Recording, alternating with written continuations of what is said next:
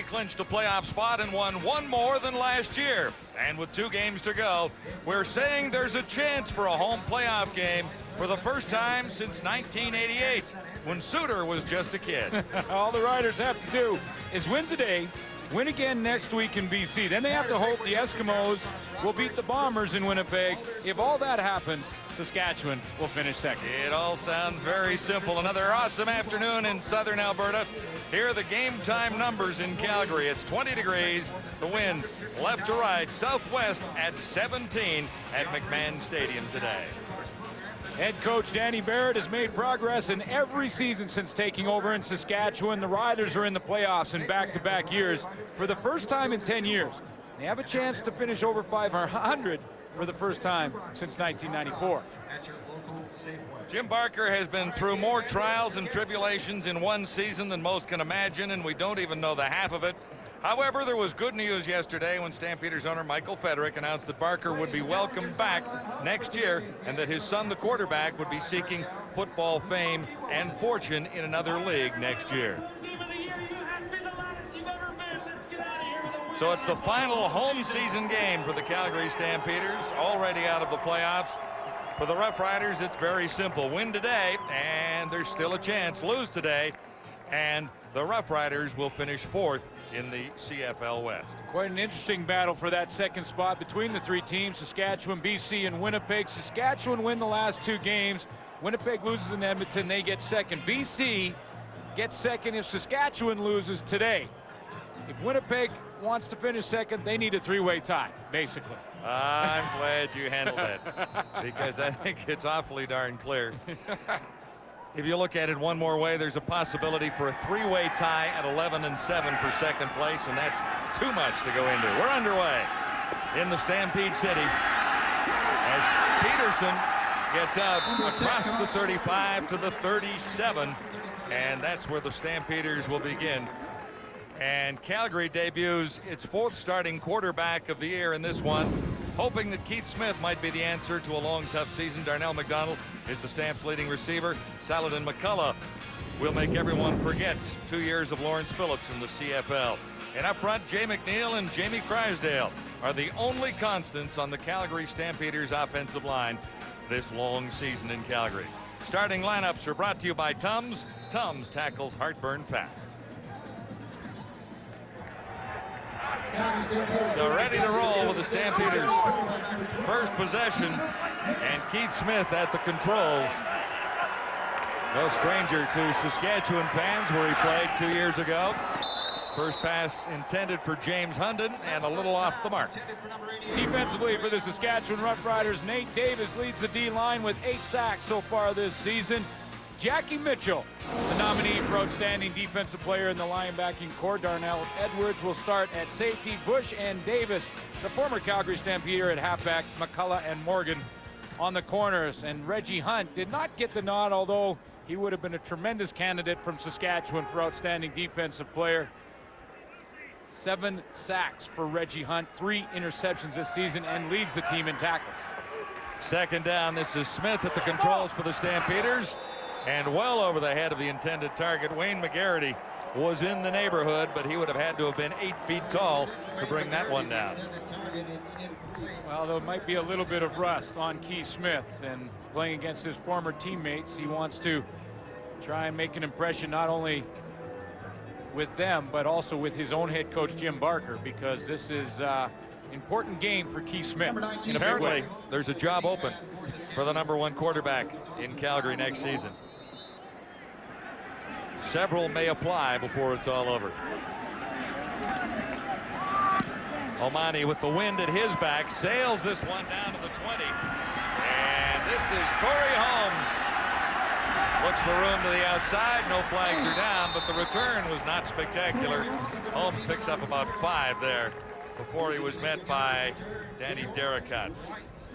Nealon Green has the Riders in the playoffs for the 2nd year in a row. Next on the agenda, get this team ready to make a serious run at playing in the Grey Cup.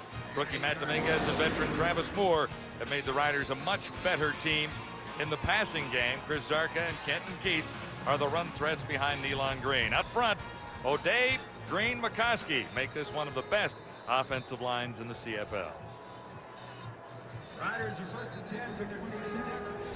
So Nealon Green begins back near the 25. Two teams played a week ago. That was the game the Saskatchewan won to get them into the playoffs. And Danny Barrett saying that Nealon Green threw the ball as good as he's seen him throw it all season long in that one. Green is on the money with his first toss, and again the Roughriders are having drops problems. Matt Dominguez, the usually sure-handed receiver, drops there. Calgary defensively, the leader in that group in the sack department, Joe Fleming, into double figures. He has 10 on the season. No Otis Floyd, but we may see him in the last week. More on that later. There's your secondary. Joey Bose, the safety. Young starts for Davis Sanchez, who is a last-minute scratch on the corner. So it's 2nd and 10, Saskatchewan. Shotgun for Nealon Green. Looks to escape, and Green will have enough for the first down, sliding safely near the 40-yard line. Green rushed well last week, 8 carries for 48 yards, and he usually runs to set up the pass, doesn't he? Well, he does. It's what he brings to the table, and everybody knows what he can do running the football, including Big Joe Fleming and that Calgary defensive line. And even when you know you have to contain him, you also have to fill up those holes inside the line of scrimmage, off the tackle area, because that's really where Nealon Green is most dangerous, when he starts running between the tackle and guard spot. Pickup of 12, and Zarka gets the call. On first down, Saskatchewan, Zarka leading the team with 11 rushing touchdowns on the season, leading with a total of 12. He has 1 receiving touchdown as well. 5 of those touchdowns in the last 8 games, and he's one of those guys that when everybody in the park knows you have to run the football, he can still get you 1 or 2 yards. Little doubt he is the outstanding Canadian in Saskatchewan. Nominated this week. Picked up 5. This is 2nd and 5, and another first down for the Riders out near the 50, as Travis Moore, the ex-Stampeder, has his first catch against Calgary here today in front of Larry Austin. And there is your nominee from Saskatchewan for outstanding player, and not very often when you see the great star running backs in the league, and certainly the quarterback position and the great talent at that spot in the CFL this year. It's not very often you see a receiver as the outstanding player nominee, although we've had some good ones this year, Copeland in Montreal, but Travis Moore is the nominee from Saskatchewan. 5 catches for Moore last week against his old team. 4 for first downs, 1 for a touchdown. This is Corey Grant, and the Riders are picking this Calgary defense apart. Joey Bose got over to force Grant out, but it'll be another Saskatchewan first down. And I think you see what Danny Barrett was talking about when he was talking about Nealon Green and how accurate he's been. That looks like a little dump pass to Corey Grant on the outside, but that's a difficult throw to make. I've talked to Matt Dunnigan about that throw, and you don't really have a target. All you see is sort of the backside shoulder of the receiver, and you have to be very accurate with that throw. And lay it in front. That's right. Gain is 13 yards. Riders on a hot start here. Inside the Stampeder 40 already. Green back to throw again. On the money again. Touchdown coming, Saskatchewan. Travis Moore has a touchdown against his old team, and there was little doubt about that as he got his hands on the ball. There was clear sailing for Travis Moore to the end zone. So far early in this game, you can tell by the tempo and the intensity which team is on their way to the playoffs and which team isn't. Saskatchewan Roughriders take the field and make it look easy, driving all the way down and putting it in the end zone. Travis Moore against his former teammates. What a great start for the Saskatchewan Roughriders. 9th touchdown of the season for Travis Moore, scoring on the opening drive by the Roughriders.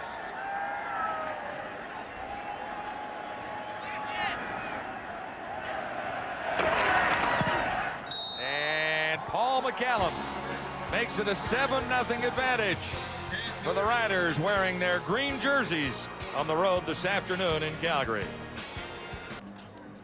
Hot start by the Roughriders, finished off by Travis Moore, the ex-Stampeder. 7 plays. The Saskatchewan Roughriders took the field. 7 plays, 83 yards, 3 minutes, 17 seconds. And they're in the end zone, showing great intensity in that opening drive and showing that they're a team that wants that home playoff game. And they have to win both to get it. 38-yard touchdown for Travis Moore.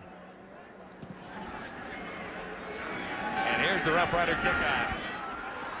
Kamal Peterson returning for the Stampeders into heavy traffic. Stops at about the 32. Simon Buffo leading the Saskatchewan tacklers there. Joey Bosay, the safety here, is going to come down and cover on Kenton Keith. That means no safety in the middle, straight man-to-man defense. Bosay, the safety, he's got the back. Now he's going to look at the back and spy him. No safety in the middle. Travis Moore recognizes that. Guess where he goes? Right to the middle. Perfect read from Nealon Green. Nealon Green saw it, he recognized it, and he knew if anyone on the field is going to recognize, it's going to be the veteran, Travis Moore.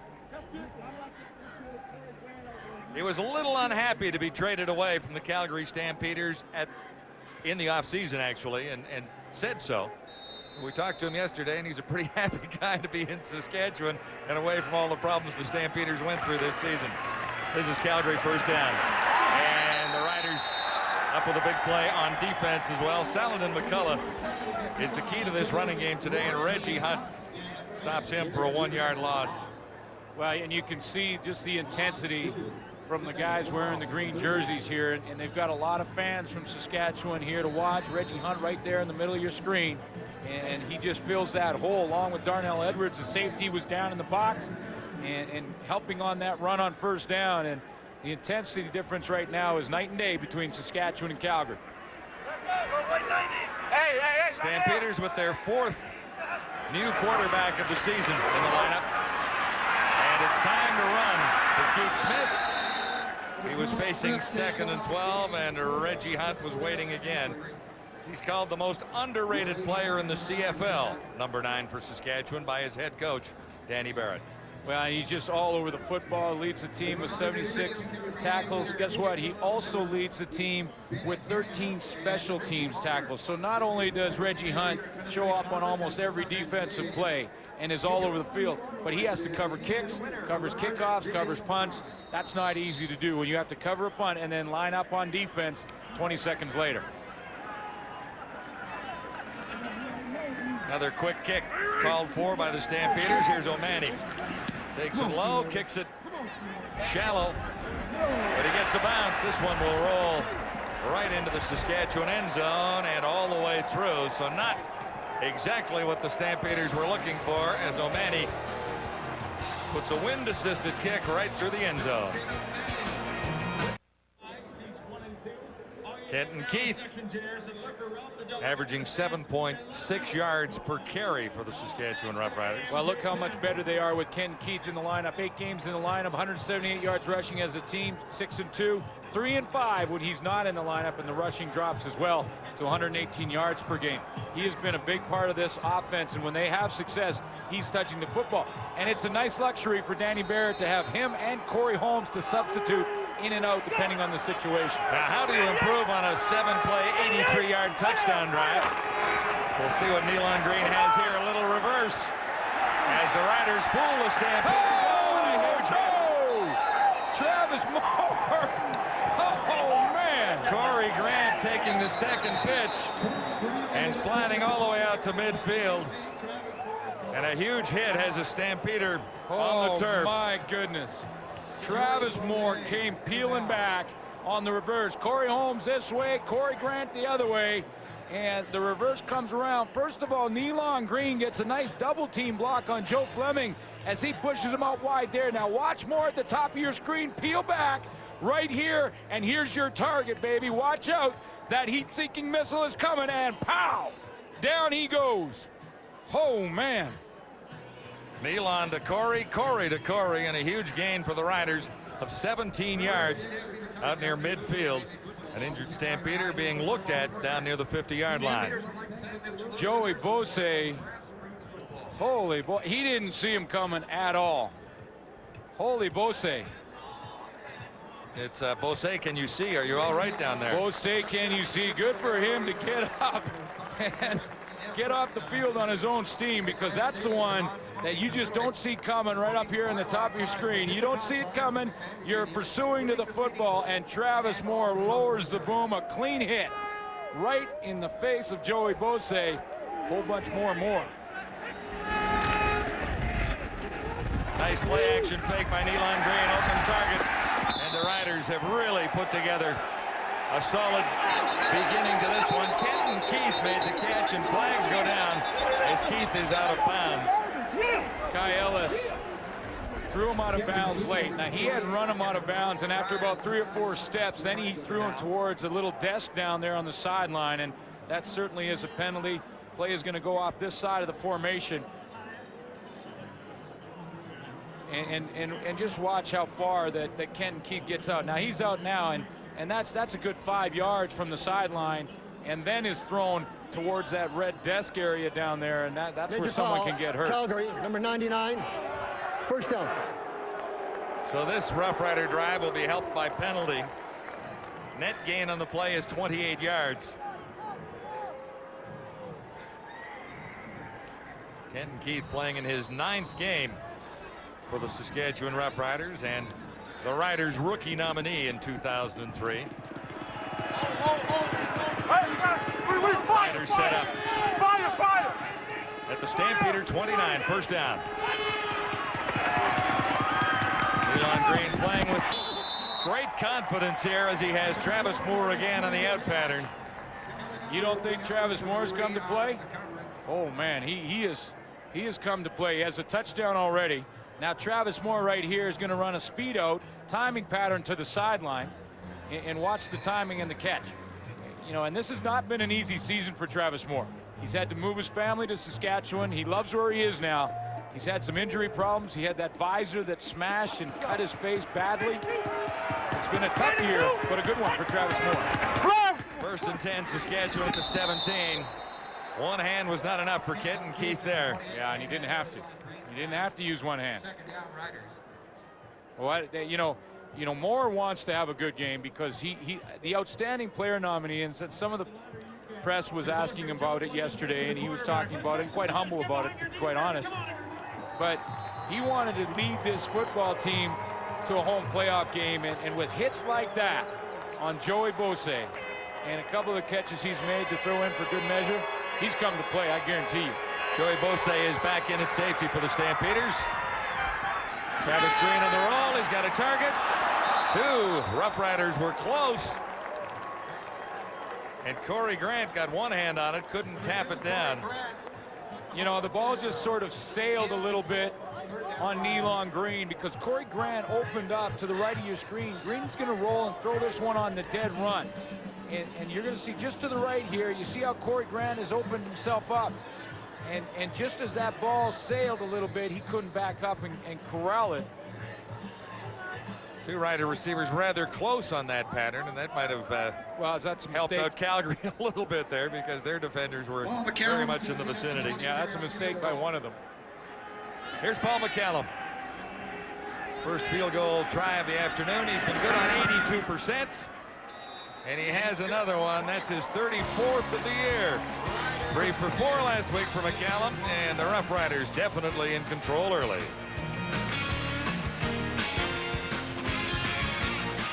Welcome back. It's Wendy's CFL Live from McMahon. Let's bring in Jermaine Franklin on the sideline down there. Thanks, John. Keith Smith has had some bad luck early in his pro career, and it looks like it may have continued today. On his final play with a scramble play, he took a shot to the head right in the nose, and he got his bell rung a little bit. Not sure if he's going to return to the game, but Corey Paz is in it right now. And returning for the Stampeders, Kamal Peterson. After the Saskatchewan field goal, Bobby Perry leading the Rough Rider tacklers there. So the book on Corey Paz, as far as the CFL is concerned, is a very short one. Yeah. He just arrived in Calgary in recent weeks, a graduate of UCLA. And he just looks to that left wrist pad and probably only has about 6 or 7 plays on it. Most guys will have 30, 40 plays down there. He looks at about 5 or 6 because it'll be slightly smaller playbook for him as Keith Smith tries to regroup so he can get back on the field, and it has been that kind of year at that position for the Calgary Stampeders this season. We'll keep an eye on Keith Smith down there. In the meantime, it's Corey Paz, and that's Saladin McCullough, averaging 5.7 yards per carry, 448 yards on the season, and it's been a year of many QBs in Calgary, hasn't it, when you count them all up? Crandall began, Federic, Milanovic, Kennedy, Smith, and now Corey Paz, the backup today. Well, yeah, and Marcus Crandall, probably their best hope of the group.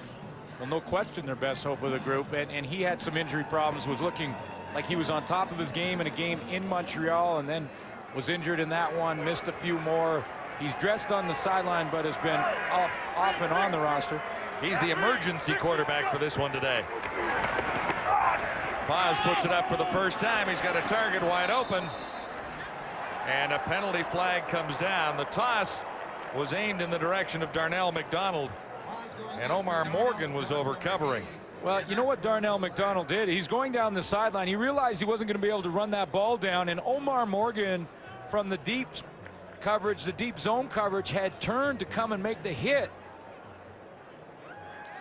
right there on Darnell McDonald. And McDonald just decided to give up the football and go ahead and just make a hit on Omar Morgan. Well, they called it against McDonald, and rightly so. Well, it was offensive pass interference without question. But you're out there, you want to get yourself involved in the game. There's nothing going quite right yet, so you might as well take a hit. And you can't run under the football because it's been overthrown. So you say, well, let me just go find a green jersey and I'll just hit somebody. Yeah, it's second and long anyway. It's a punting situation right after it. So here's Omani. His last one sailed 84 yards into the Saskatchewan end zone. This one higher, not as deep. At the 22, Corey Holmes, and bulldogged out of bounds with a penalty flag coming down. That's George White. An ex-Rough Rider who has made a home in Calgary. Yeah, and George White is another one. He is the Calgary Stampeders version of Reggie Hunt, because George White leads the team in special teams tackles. Number 87, first down. He also leads the team in tackles. He has 67 tackles and 21 special team tackles. And the interesting story to finish that one off is Reggie Hunt is the guy who came to Saskatchewan in time to put George White out of business. That's right. So Hunt comes in when George White went down for an NFL tryout. Reggie Hunt stepped in, played well, won the job. Yeah, won the job, and played so well that when George White came back, it wasn't available anymore. So George White became a Stampeder.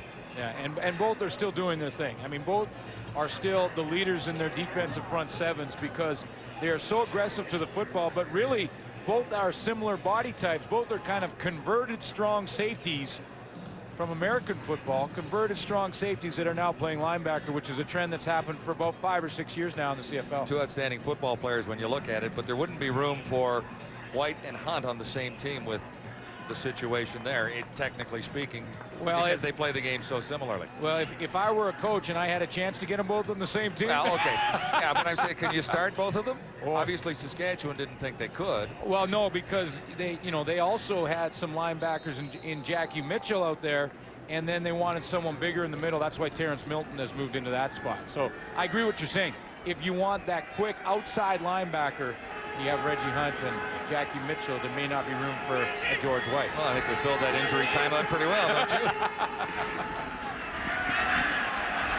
Ken Keith looking to escape, and it's not this time. Wrapped up rather neatly by Antoine Young. I just like the way Travis Moore has come out and led this football team in an important game for them. He capped off the first drive with a nice read over the middle, a nice catch, huge hit and block on Joey Bose, and a nice catch on the outside to set up a field goal attempt and field goal for McCallum. So good start so far for Travis Moore. 4-yard loss, 2nd and 14. Green puts it up, and the Stampeders will get an opportunity with better field position. A rather interesting play selection there by Nealon Green into enemy territory deep in his own zone. Yeah, and I don't think it was first down territory anyway had the catch been made, but Green has overthrown a couple of targets now, and prior to that was basically bang on the money. So he has to just hone in the sights one more time, bring that football down. Now there's a bit of a breeze out here, and the ball can sail on you slightly when there is. And McCallum will kick into that breeze. James Hunden awaits for the Stampeders around midfield. McCallum in his own end zone. Into the breeze. And look at the field position the Stampeders get automatically here. Inside the 40 at about the 38. 1st and 10. Calgary when we come back. Another quarterback at the controls for the Calgary Stampeders, who we haven't seen until the last sequence. Corey Paz out of UCLA is in the game in relief of Keith Smith, who was shaken up on one of the earlier Saskatchewan, number 29, sequences. improper equipment, Vaseline in the arms. 10-yard penalty. Interesting. Eddie Davis, a little too much lubrication. Eddie Davis is trying to explain to the officials, no, that's heat. That's salve. Yeah, I was just, what I was doing there is I had a bit of an owie. A rash. Yeah, and I was just fixing that up, and that had nothing to do. And you know, this has happened a couple of times to defensive backs this year. We've seen it a couple of times. Yeah, You're right. And you would think that maybe it's the receivers that want to put Vaseline on their arms so that when the DBs go to grab them, they can slip through quicker. It works the other way as well.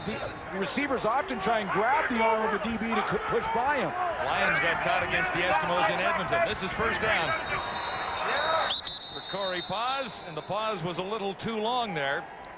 Procedure call will go against the Stampeders as the rookie quarterback was trying to get comfortable in behind the center. It is amazing, though, what players will do to try and find an edge. You know, Calgary, number 6. Still 1st down. There is such a fine line between winning and losing, and such a fine line between having a successful game and not having a good game. And they'll try almost anything, shoes, tape, you name it, they'll try it to see if they can get an edge. Marcus Crandall now comes in to give it a try for Calgary. And it was actually an offside situation. 3rd quarterback for the Stampeders in 9 plays. No one has been able to get a 1st down. Saladin McCullough is more than halfway there on 1st and 15, however, with a pretty nice run. Well, their best chance is right there, number 1, Marcus Crandall. And it's just a matter of how healthy Marcus Crandall is. Likely won't see him run around a whole lot back there. Basically just will stay in the pocket to throw it, but he certainly has the most experience. And a Grey Cup win. A Grey Cup MVP trophy.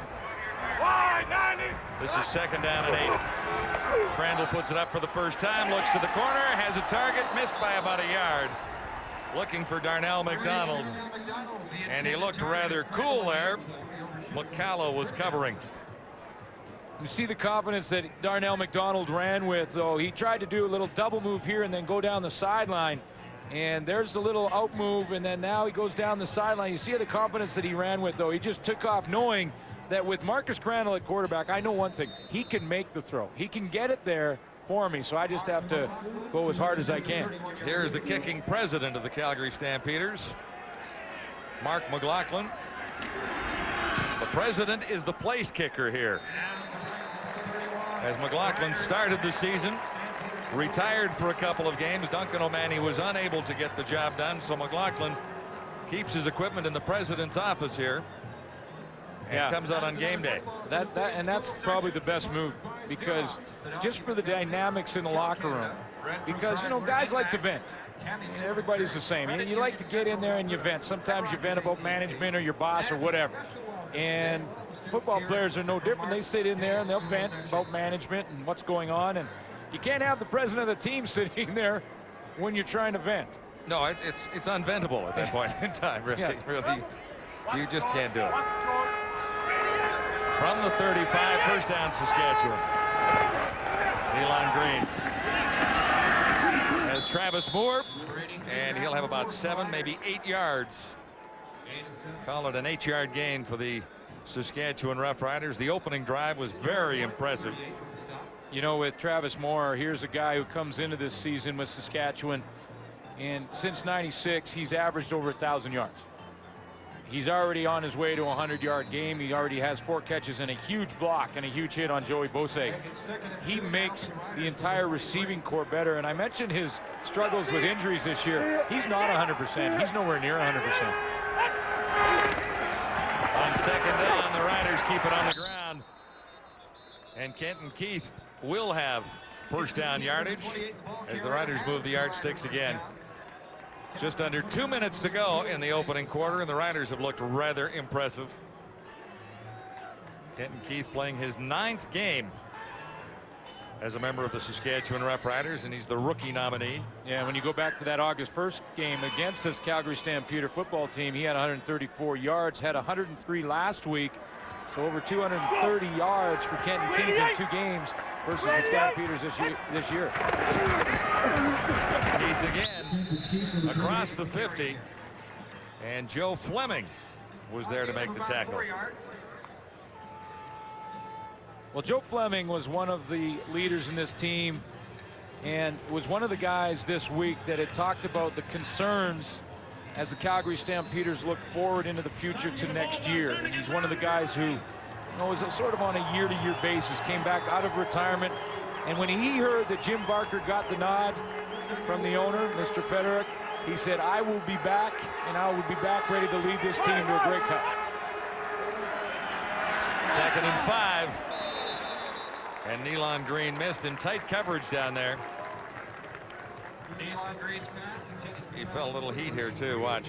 Yeah, and this is really the first time in this game that Green has had a little pressure on him, and you could see where the Calgary Stampeders decided to load it up, send the blitz coming from the outside. Danny Derricott from the secondary. He comes around the corner, provides some pressure, and Green just threw it when he wasn't ready to throw it. Paul McCallum will kick into the breeze with 42 seconds remaining in the opening quarter. What a glorious afternoon here in Calgary.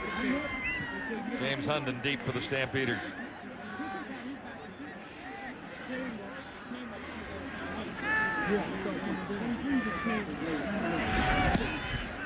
McCallum keeps it low. Bouncing at the 25. Solid special teams coverage by the Roughriders. Led that time by Dennis Mavrin. The return by Hunden limited to 5 yards. Jermaine? Gary Suter was saying that players will do almost anything to get that advantage, and Donnie Blair came off the field complaining that every time he tries to block a Saskatchewan DB, he's got Vaseline all over him, making it that much harder to make that block. Guys? Yeah, well, there it is. And you know what else it does? For Don Blair, if he goes and tries to block Eddie Davis and he has Vaseline on his arms, the next time he goes to try and catch the ball, he is still trying to get that Vaseline off his hands. Saladin McCullough first down for the Stampeders, and that's with zeros on the clock as the final play of the opening quarter. And the first quarter is complete. The Roughriders marched for 2 scores, and they have a 10-4 lead on the Stampeders at McMahon. Thanks, Wellesley, with Travis Moore, the former Stamp, making an impact. Suits, just so you know how Glenn reacts when there's a big hit. Well, this studio exploded when he laid the hat there on Joey Bosa. He's been taking a page out of his teammate Reggie Hunt. However, Schultze's going to bring a positive out of that play for Bosa. Big time positive, because I really like this kid as a safety for the Calgary Stampeders. They have gone through a multitude of defensive backs, and this might be a guy they can keep as it relates to next year. As a safety, you have a lot of pre-snap reads and you have a post-snap reaction. Well, I love the way he comes out and he delivers a punishment. That's a Rob Hitchcock kind of play. Now, in the world of football, what goes around, it comes around. And someone tags by the name tags Joey Bosa, but what I like is look at the way he just shakes it off, and he's upset because he knows that if he was more aware on the football field, knew where Travis Moore was, hey, he would understand that he's got to peek before he runs all the way down to make that play. Was he convulsing, or was he shaking it off? I think he was a little both. I think he's upset the fact that the back of his head hit the turf before his feet did. Yeah. Now, at the beginning of the show, I talked about Coach Daly's strategy to try and contain Nealon Green from scrambling up the middle of the field. He does it by putting his defensive ends inside and his tackles outside. And here we're going to see Fleming and Maxey on the outside push up field to go ahead and get a rush on the quarterback. Inside, lighter, quicker, faster. They're told just to stand in the line of scrimmage and spy. Now, let's see how Coach Daly's scheme works out for him. We're going to roll it here. Great, good push up the field. You see the 2 defensive interior guys just holding their ground, looking, spying for Green to take off. Well, here goes Green, and look what happens. Too much athleticism. Coach Daly, I think it's back to the drawing board for you, my friend. Solid first quarter for that football team, Jock Climby. The Saskatchewan Roughriders on the road. They are only 2-5. They look like they've come to play. Now, Calgary, it looks like they're doing their own thing out there. A lot lot of late penalties, a lot of unsportsmanlike conduct. Looked like a lot of individuals out there. And then Keith Smith goes down with a head injury. We see Corey Poss from UCLA come in there, and now Marcus Crandall's in the game. So Barker is pulling out all the stops here. A touchdown from the former Stamp, a field goal from the president of the team, and we got ourselves a 10-4 ball game, guys. And we've had 1 quarter and 3 Calgary quarterbacks already.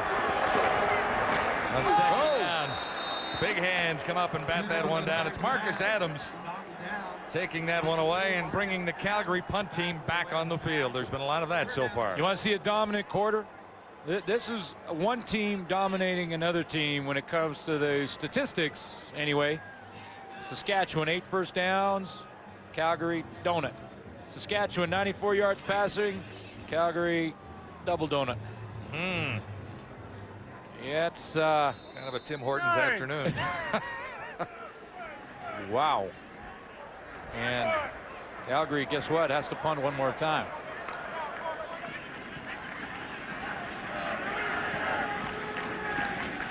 O'Malley. Whoa! Almost had that one blocked. McCallum. And about 3 yards on the return is all he could manage. Well, that quarterback position has been the Achilles heel for this football team, the Calgary Stampeders. You think back to last week and start from Kevin Federick. This was a key play in the game and ruled as a fumble, scooped up by Saskatchewan and taken to the end zone. Omar Morgan scored on the play, and when you look at the replay, it looked like a forward pass.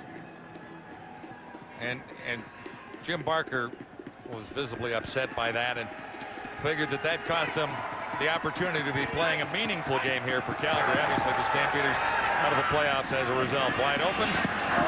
Couldn't turn around in time. Travis Moore was the intended target of Nealon Green. You know, Nealon Green in that first series was on the money. I mean, he just threw 4 or 5 in a row that were bang on. And since then, he's been a little bit off the target. That ball designed to go to the outside on a corner pattern, and the idea is to throw that football to the sideline so the receiver can run under it in the direction that he's heading. And you could see that Travis Moore tried to turn back because the ball thrown way inside of him. First series, Nealon Green good on 75%, 3 of 4. Overall, 3 of 8. So he's had a few misses since that opening drive. From the shotgun, Green elects to run. He has room for the first down and lots more. Nealon Green with super speed. Finally chased out on the far side by Kai Ellis, number 99. 31 yards for the Saskatchewan quarterback. Yeah, and remember what we talked about, not attacking the outside like this, although he's capable of doing that, but tacking up in the middle of the formation. Watch how Nealon Green will do that. He rolls half roll to the outside. Now he'll attack the middle of the offensive line. So that line up front in front of him know that if they just give him a little crease in between the guard and tackle or between the guard and center, that's when he's most effective and most dangerous. And you know, in his history, when Nealon Green has struggled throwing the football, he's always reverted back to his legs. Here's a late flag. And I love the celebration. Substitution. Saskatchewan, 13 men in the foundation. Formation. Look at that. Still first down. It's not a bad, you know, just celebrating with the double flex, the double bi flex there. That is a good look. Yeah, that's a good look on you when you rotate it too. Well, you need biceps to do it though. That's my problem. Yeah, well, I didn't want to say that.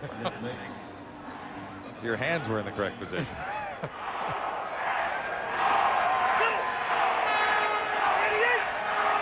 This will be 1st and 20 as a result of the illegal substitution against Saskatchewan.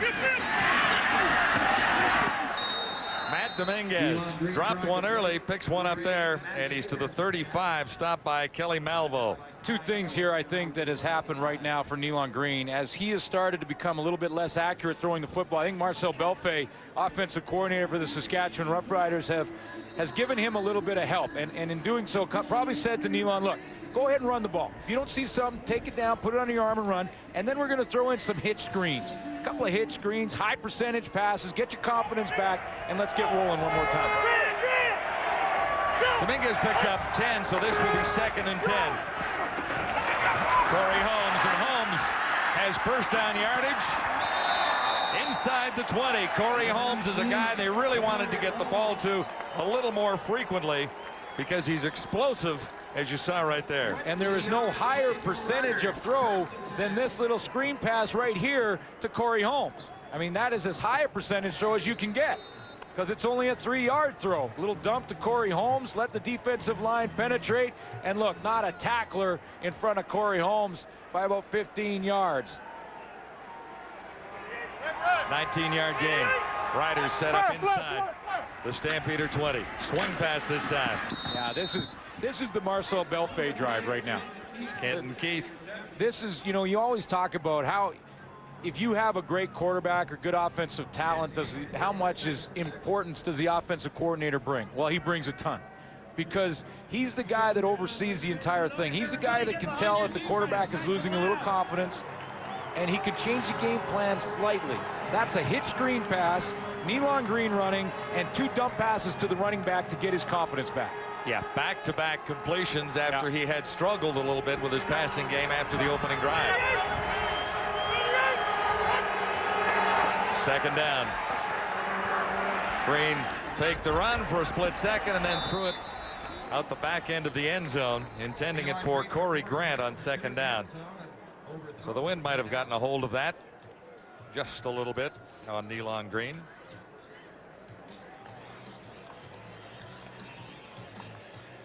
This has been quite a series for Marcel Belfait to make the adjustments. Remember, Marcel Belfait last year was basically just in charge of the run offense. Men. Calgary. First down. Too many men for the Stampeders. Well, that's a big one because that keeps the drive alive for Marcel Belfait. And Jim Barker wants some answers. But Belfait last year just all he did was handle the run game. And this year he's been handed basically the entire offense. And really it's freed up Danny Barrett to look at the big picture as the head coach. And that's what a head coach should be doing. Absolutely. 90% of the time. At least on game day afternoon. Saskatchewan first and goal. Nealon Green gets down to the 5. That's usually the area that Nealon Green loves to run, that quarterback draw. And what they'll try and do is spread out the defensive line, spread out the receiving core, get them as wide as they can, and then have Nealon Green run the quarterback draw. And Nealon Green, this is the other thing, he is finally healthy. He's finally 100% healthy. And we saw that on the run on this series. And the little flex at the end of it, too. Yeah, right? Healthy and strong. Healthy and strong. Like Bull. Holmes for the touchdown. Nice cut. Corey Holmes. Second and goal to go from the 5, and the Riders have another 6. Nice cut by Corey Holmes right as he received the football. This is nice vision. I'll show you why, because Corey Holmes never ever looks down at the ball. He's right up here, and he's got to try and get off this side of the formation. He's got to keep his eyes forward in order to be able to make this cut, because you can see that the hole that he wanted to hit was all clogged up. He had to bounce outside. The only way he could do that quickly is to have his eyes downfield. The Roughriders look ready to make a final run for that home date in the playoffs. Leading the Stamps by a...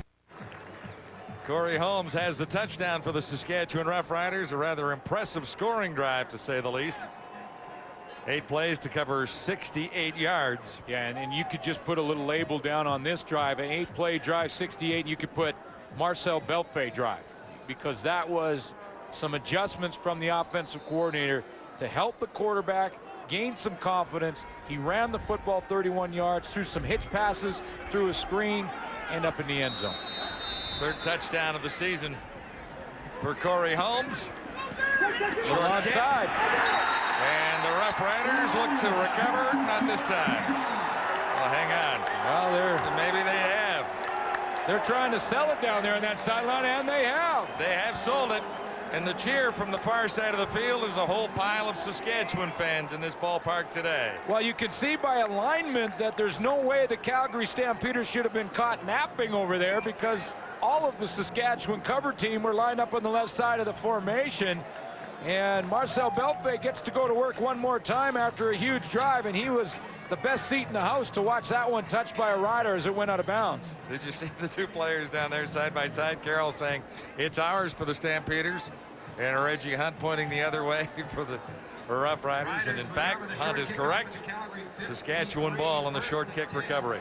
This is a lot of momentum now starting to build for the green and white, because they are now on a roll. An 8-play drive ends with Corey Holmes.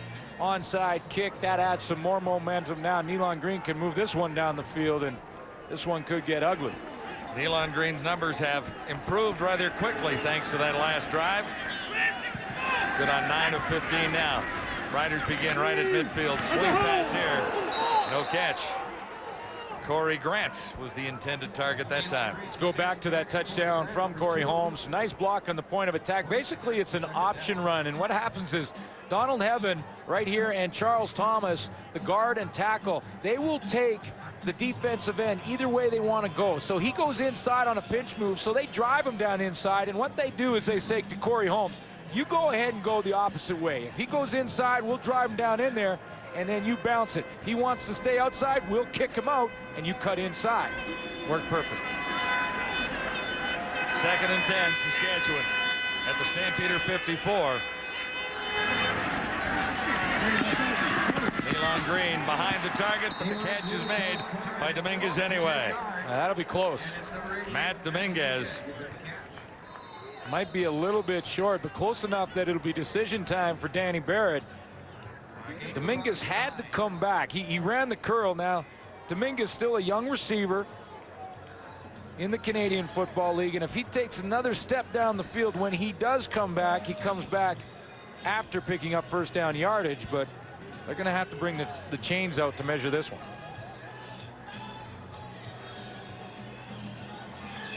Matt Dominguez, with a decent game tonight, could have 1,000 yards in his rookie season in the CFL. And that is an accomplishment, no doubt about that. He's been consistent all season long. 61 receptions, 903 yards, and 3 touchdowns.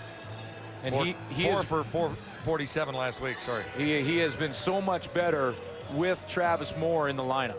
When Travis Moore has been out and injured, Matt Dominguez has struggled. But Travis Moore opens so much room for Dominguez, and now he can just become a route runner. Use his size, use his speed, and just run routes. And between the two of them, it's really made a difference in the Saskatchewan offensive strategy. You've got a veteran like Travis Moore coming in, and then a rookie who makes the kind of catches that Dominguez has.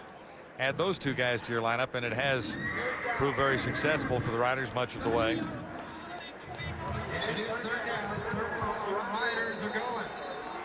Riders go gambling on 3rd down. And a yard necessary. See, no question about it. Chris Zarka. Zarka time. Call. Yes. Zarka time. Nominated as the outstanding Canadian.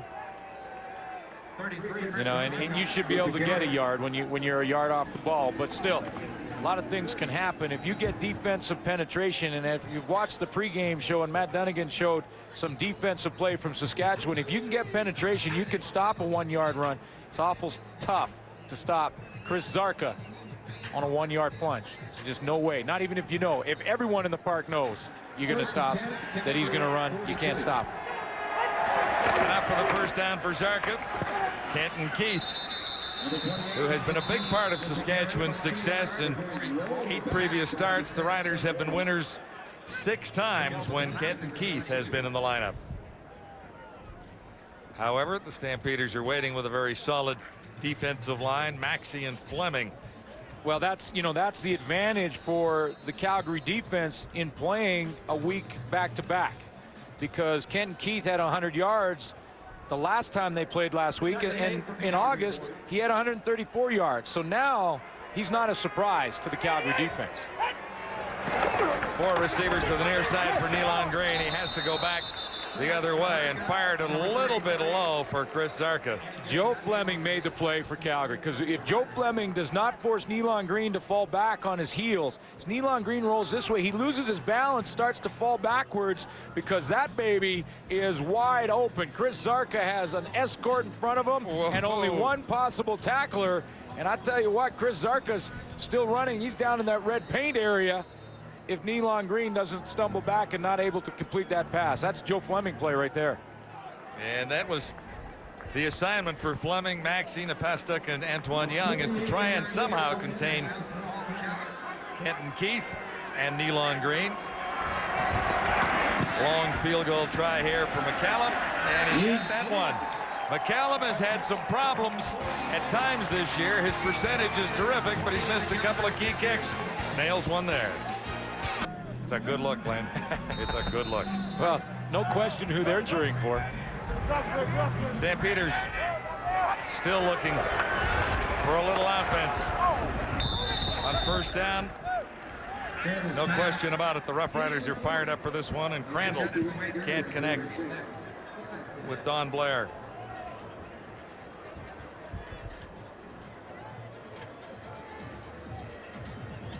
It's an important game for Jim Barker to take a look at that game film at the end. When you're out of the playoffs, they're still important games, because what you do is you look and you see, has anyone folded the tent?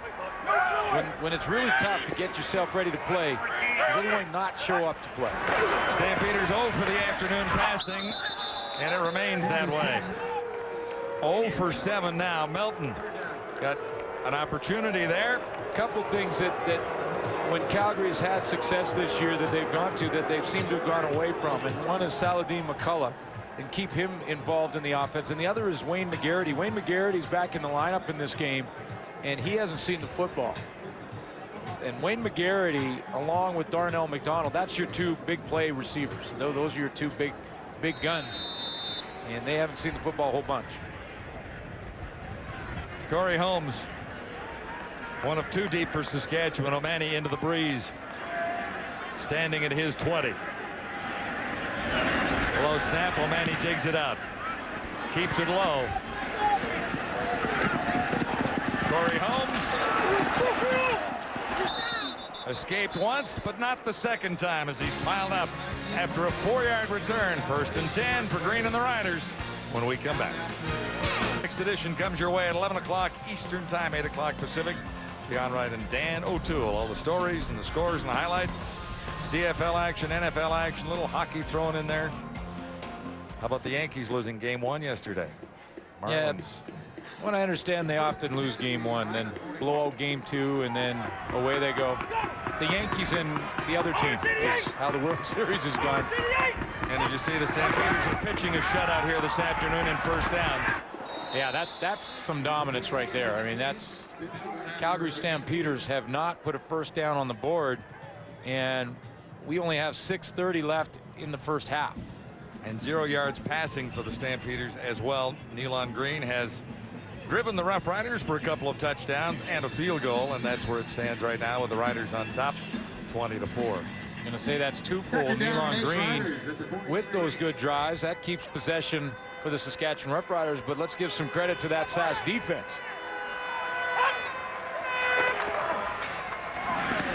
Slanting in, close to a first down at the 50, Dominguez.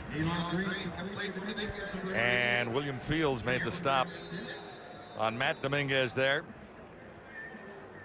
Now that was a little more accurate of a throw, because what it did is it allowed Matt Dominguez to turn his shoulder pads upfield as he was catching the football. That's the only reason that had a chance, and gave him a chance to get close to that first down stick.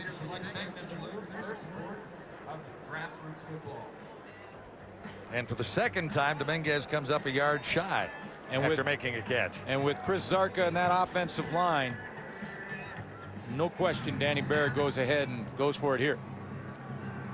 It's an automatic handoff to Zarka. Then you've got Nealon Green. Yeah, you can go ahead and quarterback sneak as well if you want. Riders gamble for the second time this afternoon at McMahon. 3rd down and 1 to go at the Saskatchewan 50. And Green under the pile. A flag came down. Now, it's interesting when you talk about that. You get down to a 2nd and 1 or 3rd and 1 gamble, and your choice to rather not give it to the running back or go ahead and quarterback sneak it. The quarterback is the safest play, because that's only one exchange from the center to quarterback. He takes that, falls forward or drives forward right behind his center. Offside, Calgary number 30. First down. That's your safest option. But if you do turn it around and hand it to Zarka, first of all, you're pretty much guaranteed you're going to get it. that 1 yard. But second of all, you have a chance to break it, because if there's one little seam with all those defenders up in the line of scrimmage and you get one little seam, you can break a 3rd and 1 down. Nealon Green on first down, Saskatchewan. Dominguez in behind the coverage. William Fields was with him, and Green couldn't get it there. Well, you know, I thought Matt Dominguez, as he was running down the field, he sort of gave up on it a little bit and then realized that maybe the wind pushed it a little deeper than he expected. It was almost that when he was trying to judge the football, he kind of slowed down. He has a couple of gears just to the left of your screen. He's running down towards the middle. He slows down a little bit there, and then he realizes, wait a minute, that thing is another 5 yards from me.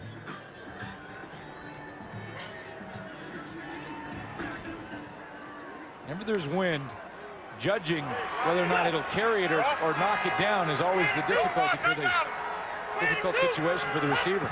2nd and 10. Shotgun for Nealon Green over the middle. Corey Green. It'll be a first down. Roughriders at the 35. Yeah, now that's a throw, and that got the single by flex right there, because that was a strong arm throw over the middle with confidence, and that's what that last drive for Marcel Belfait, as he throws that one on a rope right across the middle, because that's the danger zone. You throw it in there, you can see Joey Bosay coming up from the safety, Danny Derricott right in Corey Grant's hip pocket. Confident throw, that's worth the single buy shot. You can see the confidence building in this Saskatchewan team. Kenton Keith spinning and breaking away for an extra couple of yards. You know, and that's what he's been able to bring Saskatchewan, a little bit extra coming out of the backfield. And that's a good point that you make, though, John, about this type of game. The Saskatchewan Roughriders are growing in confidence a little bit, and this is a game that they need, because throughout this season, you look at their losses, they've lost 5 of their 7 games by a grand total of 16 points. And then they went into a game last week versus Calgary and didn't really impress a lot of people, although they did win that key game. They won ugly.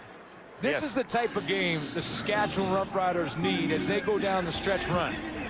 There was a penalty after the play was complete. Here it is. Foul, unnecessary roughness. Saskatchewan, number 54, after the play was dead, 2nd down. Well, Jeremy O'Day called there. Danny Barrett was saying the low point of this season for Saskatchewan was the loss to the Hamilton Tiger Cats, because it was a game that was winnable, and it set them in a little bit of a tailspin, which they have bounced back from and won 2 in a row now, including the clincher for a playoff spot last week. But they didn't play well against the Tiger Cats.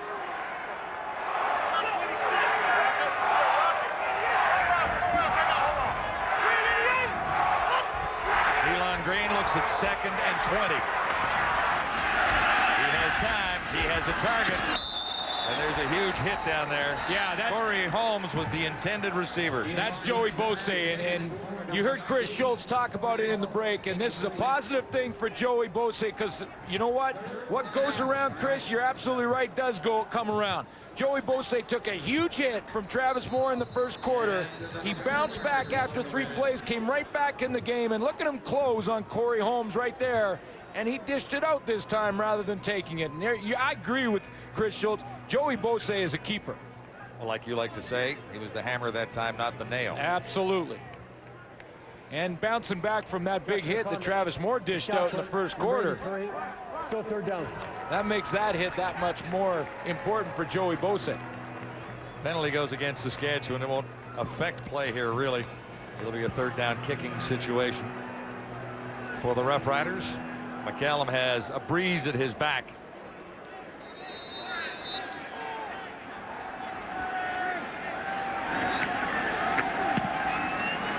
Hunden, one of 2 deep. And McCallum puts this one almost through the end zone, but the Stampeders and the Roughriders one more. As McCallum nails a long single to make it 21-4 on Wendy's CFL Live. It's been all Saskatchewan on a sunny afternoon at McMahon Stadium in Calgary. Stampeders find a little solace here in the running game. Saladin McCullough out across midfield by about a yard, and Darnell Edwards The Saskatchewan safety got over to make the tackle. Finally something for Calgary fans to cheer about.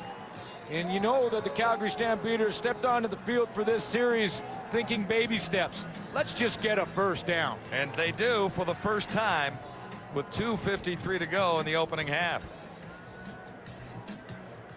20-yard gain for McCullough. Every journey begins with that first step. There's maybe a first step for the Calgary Stampeders in this one.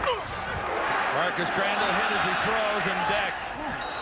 And then there's a step backwards. Jackie Mitchell, the top defensive player nominee from the Saskatchewan Roughriders, voted by the Football Reporters of Canada, got through that time. So Mitchell gets to the quarterback, and Marcus Crandall felt that one.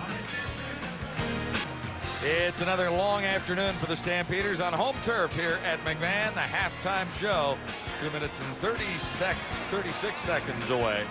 The boys are all fired up and ready to go. Marcus Crandall, the third Stampeder quarterback we've seen in action so far today. He was the emergency replacement, flagged down far side already, and Hunden was Crandall's target. He missed by about 3 yards. Let's go back to the play that put the Calgary Stampeders in a 2nd and long, and that was the Jackie Mitchell play. Watch 24. He kind of nonchalant right there. 24 for the Calgary Stampeders is in charge of picking up the blitz from the outside. Because Jackie Mitchell is nonchalant, he disguises it off the edge, and Saladin McCullough doesn't see him in time, and 24 misses him. That puts Calgary in 2nd and long. They can't convert in 2nd and long, and Duncan O'Mahony steps on the field one more time. O'Mahony is getting lots of exercise here this afternoon as the Roughriders gear up for the playoffs on their second last regular season game of the year. Saskatchewan into BC next weekend for the final game. O'Mahony into the breeze. Flags are down as Holmes picks up about 6, make it 7 yards on the return of a 30-yard punt.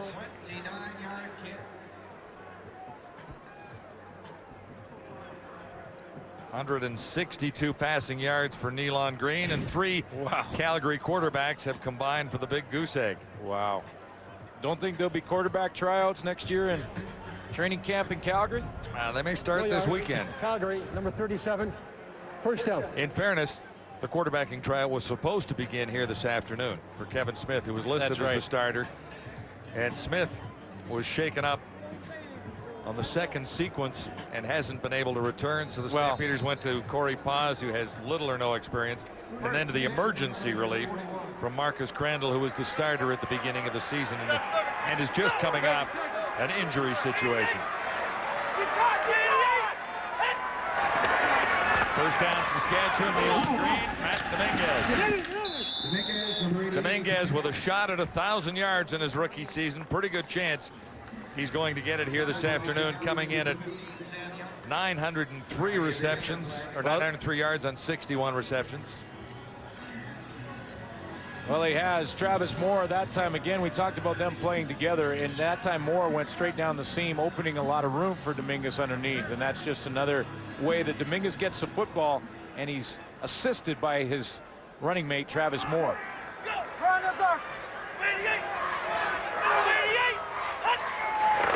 Second and a couple necessary. And not this time. You know, the Saskatchewan Roughriders came out in this game with high intensity. Big hit right there from Travis Moore on Joey Bose. George White's got involved. Calgary trying to hang in there. There's Jackie Mitchell around the corner. That one most recent. This has been a great rivalry. Looking back to 1946, these teams have played each other an awful lot. And the record is 73 wins for Saskatchewan, 73 wins for Calgary, and 8 ties. This is the rubber match of all those games since 1946. An intense rivalry, and it heats up again here today. James Hunden wrapped up. What a super tackle in midfield by Bobby Perry. -5 on the return. Then he went right over to where the replay clock is to take a good view of his nice special teams tackle. He wanted the front row seat for the replay. That is a good tackle for Bobby Perry.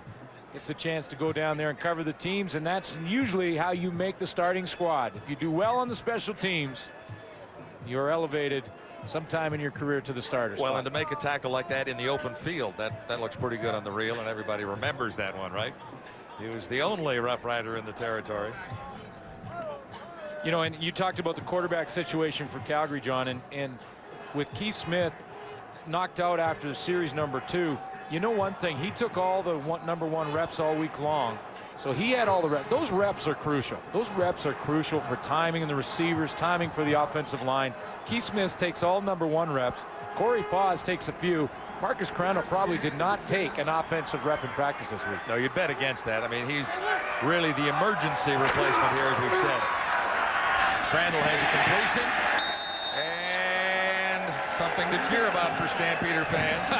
Scott Regimbald has the first catch of the afternoon with 1:27 remaining until halftime. And sort of a sarcastic half standing ovation, half cheer from the Calgary fans. Close to capacity here at McMahon Stadium tonight, or today, of course, a lot from Saskatchewan, a lot of green jerseys up there as well, but a little bit of sarcasm from the fans here in Calgary after catch #1, and we're almost done a half of football. Yeah, it took 28.5 minutes to complete that first pass for the Stampeders, but we explained part of the situation with the quarterbacks here. It's 2 in a row, and they go for a first down. They're on a roll. Come in bunches. Don Blair. And Don Blair had to catch. He had to extend for that one. He had to go up and get it. Couple catches in a row, move the chains first time, and albeit it's not a bunch, it's one first down, and that's 2 now. I count first downs for Calgary in the first half. It's not a whole bunch, but it's something to build on as they go in at halftime. No one home there. McCullough couldn't get the hat trick. We couldn't get the hat trick. Not 3 in a row. It wasn't going to happen. 21-4, Rough Riders on their way to the playoffs for the second straight year. Saskatchewan still jockeying for position. A win today keeps the Rough Riders' hopes of a home field game for the semifinal alive. A loss today, and Saskatchewan will finish 4th in the West and be on the road into Eastern Canada for the playoff game. Well, he's got to like, Danny Barrett's got to like his defense right now and the way they're playing. I mean, that's a big part of the story and why Calgary hasn't put up more than 2 first downs in the first half. Here's the heat. Blitz was on. Marcus Crandall got it away. Saladin McCullough gets across the 20 after making the reception, but they'll be well short of a first down. I mentioned that if you play well on special teams, you get a chance to go in on offense and defense. Guess who's coming on the blitz right here? Number 14 is Bobby Perry. Remember that nice special teams tackle he made? Well, they allow him to go play a defense because of that special teams tackle, and he goes down and he's allowed to blitz the quarterback, provides the pressure on Marcus Crandall. That's what good special teams work will give you, a chance to play on defense. Well, and it's not usually happening that quickly, is it? Well, yeah. One special teams tackle and already you're in and sent on a blitz pattern. That was a good tackle, though. It was. Down to the final 41 seconds, and then 1 half of football for the Stampeders remains on home turf in a long season in Calgary. Well, there's still time for Saskatchewan to put at least a field goal on the board before they go into that locker room at halftime. 40 seconds left. They get the ball in good field position. Duncan O'Mahony kicking into a breeze. They got through that time and got a piece of it. Bouncing near the 35-yard line. Flags everywhere. You can count them up. I think there should be 5 down there. Ball was touched. Looked like Davin Bush. Yeah, when it came off, well, when it came off the foot of Duncan O'Mahony, Simon Buffo got his hands on it, I do believe, but the ball did cross the line of scrimmage. And when it crossed the line of scrimmage, there was no 5 yards given by Calgary. Flags on the field. Now here comes the rush. Simon Buffo, number 32, gets penetration right up the middle. That's a gap. That's what the a gap is between the center and the guard. He gets his hands on the football, but the ball did cross the line of scrimmage. Calgary, number 21, first down. And because it did now, Calgary has to still give the 5-yard restraining zone. They didn't do that, and that was the flag. Right around here, Simon Buffo, a nice move. The center always has his head down, and he can't get it up there in time before he gets his hands on the football. That cost the Stampeders 3 yards. Now Nealon Green has Net a chance for not only the field goal opportunity, but a major. -3, where the Riders are set up inside the Stampeder 20-yard line. It's been that kind of a year in Calgary. Flags are down again. End zone toss. Not this time. 28 seconds till halftime.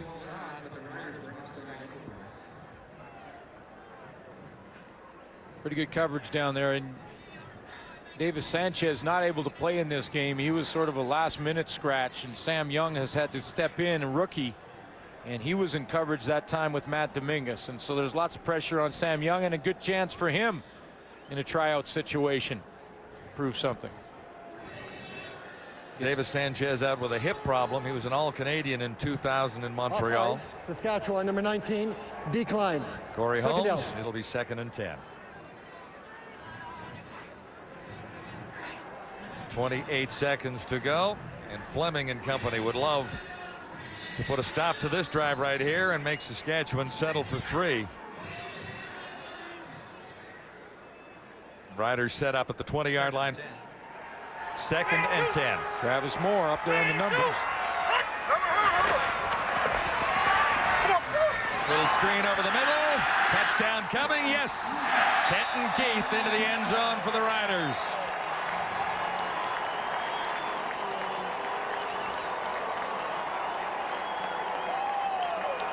Sixth touchdown of the season for Kenton Keith. That's what momentum will do for you. What a block at the point of attack by that offensive line. I believe it was Andrew Green and Gene Makowski right here. They're going to seal that deal. Here comes Kenton Keith. He'll just go right into the middle of that formation and take off. Sealed at the point of attack. George White, who's in charge of coverage on Kenton Keith, ran right by him and was caught in between Nealon Green and the running back he was supposed to cover, and Kenton Keith's in the end zone. So the Riders recover a short punt and score a couple plays later to make it 28-4 on the Stampeders. You know, the responsibility for George White on that play is to go ahead and go after the quarterback, but if the running back doesn't stay in and block, see, George White's supposed to come in here. If the running back stays, you go to the quarterback. If the running back releases, you've got to come off your blitz and you've got to cover the running back. George White, he goes after the quarterback and he goes, whoa, I got to throw the brakes on because my guy just went past me. That baby parted like the Green Sea. The Green Sea. Marcel Belfait has done a nice job in this second quarter when his quarterback started to struggle to make some small adjustments to the offensive game plan, involve the running backs, involve Nealon Green running the football a little bit more, and boy, it has paid off in a big way because Green has a whole bunch more confidence involving that man, 2-8. Roughriders were talking about the ugly win last week over Calgary to clinch the playoff spot. It was a narrow victory, and there were a couple of plays in it that might have gone Calgary's way and made this one a little more important. But certainly the Roughriders are full value for their advantage here this afternoon. They've been very impressive in the first half on both sides of the ball. Stampeders running out of time in the first half with 16 seconds remaining. James Hunden has Calgary set up just outside the 30. I'm sure Jim Barker at halftime will go and appeal to the pride of the player and say in the locker room at halftime, guys, you have to dig down. You're out there laying an egg in front of your home crowd, and whether we're out of the playoffs or not, when you cross the stripe, you've got to play with professional pride. And forget about jobs on the line and all of that stuff. When you step on the field and you play one-on-one against the guy, the ultimate team game that comes down to those one-on-one battles, start to win some of those battles and we'll get some first downs. Coming into this one, the Stampeders had won 3 straight on home turf here at McMahon. Randall, open target, and he missed him. Oh, did he ever? By a bunch. Don Blair was the intended receiver. Boy, he had Don Blair wide open, and again, you can give Marcus Crandall the excuse of not having the reps in practice and all of that kind of stuff, but right down the sideline here is a wide open. I'm talking a wide open Don Blair. I mean, you could see him up at the top of your screen, and that ball was thrown 4 or 5 yards out of bounds. Marcus Crandall knew it immediately. Yeah. You can make a few excuses, but I mean, he's had time in the game to get warmed up. Here it comes, Sammy. Almost picked off, or is it? Does McCallum stay in? Yeah, it is. The Riders get an interception. Adolphus McCallum Now, kept his feet inbounds, 6 seconds on the clock. at this point, if you throw the field goal team on the field, you're looking at probably a 52-yard attempt. The tee lines up 7 yards from the center. Marcus Crandall trying to throw the speed out on the outside. And you can see the depth of receiver and the depth. He's definitely in bounds over there, Adolphus McCallum. But see the depth of the receiver. See that Darnell McDonald is another 3 or 4 yards deeper than Marcus Crandall. I talked about not taking the reps in practice. That's where it shows right there. No timing between receiver and quarterback turns into an interception. McGarity is in the end zone. McCallum lines up for a 53-yard field goal. He's got it. Paul McCallum has missed a couple that have cost the Roughriders during this season, but he nails one there with really nothing on the line. The wind at his back, but it's from 52 yards. Nicely done. Again, you reiterate that Danny Barrett, he needs his team to have a game like this, and his kicker to make some kicks like this. I mean, certainly in this, with the lead that the Riders have at this point, that's not a pressure kick from Paul McCallum by any means, but he just squeaked that one inside that post. Tim Kearse, the receiver coach, he loves it. He's helping on special teams as well. And that's a confidence builder for a kicker who, like you mentioned earlier, John, McCallum has struggled on some key kicks this year. Yeah, hitting on 80% coming into the game, but a couple of crucial kicks have been missed by McCallum, so he's happy about that one. Good on 3 for 3 this afternoon from 25, 48, and then from 52. So Paul McCallum has 3 field goals for 9 points of the Roughriders' 31 total so far. Well, football is always a game of emotion. The Saskatchewan Roughriders have shown a bunch of it, and the Calgary Stampeders have shown none of it. I think that's a fair statement. A little harsh, but I think it's fair. I just calls them like I sees them.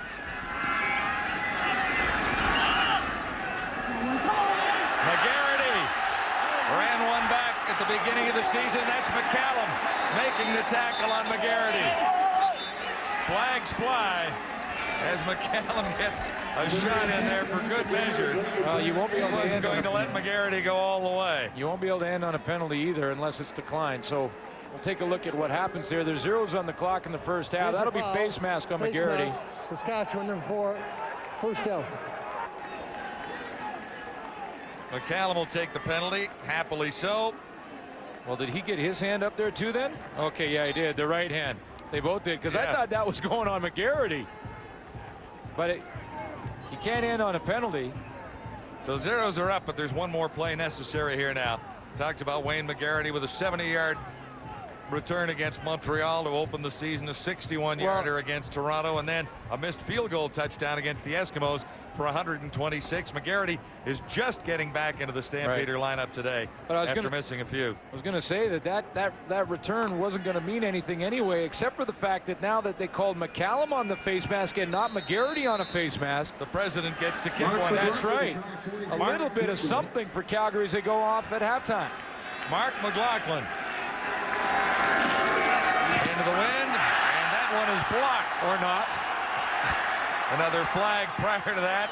Still loose down there. The Riders have come up with a ball. But we talked about the penalty marker that was down. Darnell Edwards coming through to block that. Oh my.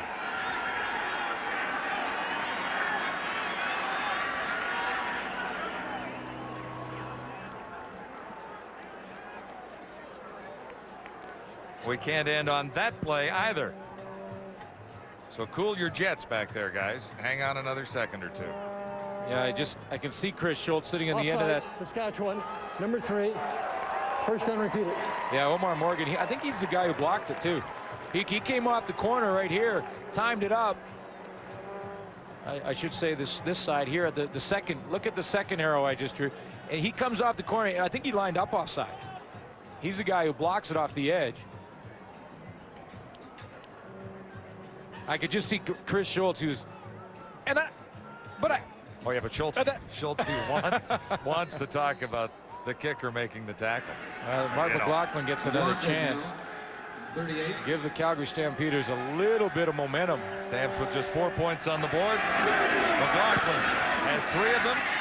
Missed Is way wide. Missed this one, and the Riders will take it out of, maybe not. Why wouldn't he be taking that out of there anyway with zeros on the clock? I suppose. Well, you There's either method to that madness. Maybe give the Stampeders 1 more point for. Not really, John. I mean, you either run it out and take that point off the board, or you go down on a knee and don't take a hit. With the possibility of a fumble. Right. There was indecision on McCall's part there. However, there's the story on Wendy's CFL Live. It's halftime at McMahon. What is going on? Woo! I've been through this rule book up and down, and there is no mercy rule in it at all.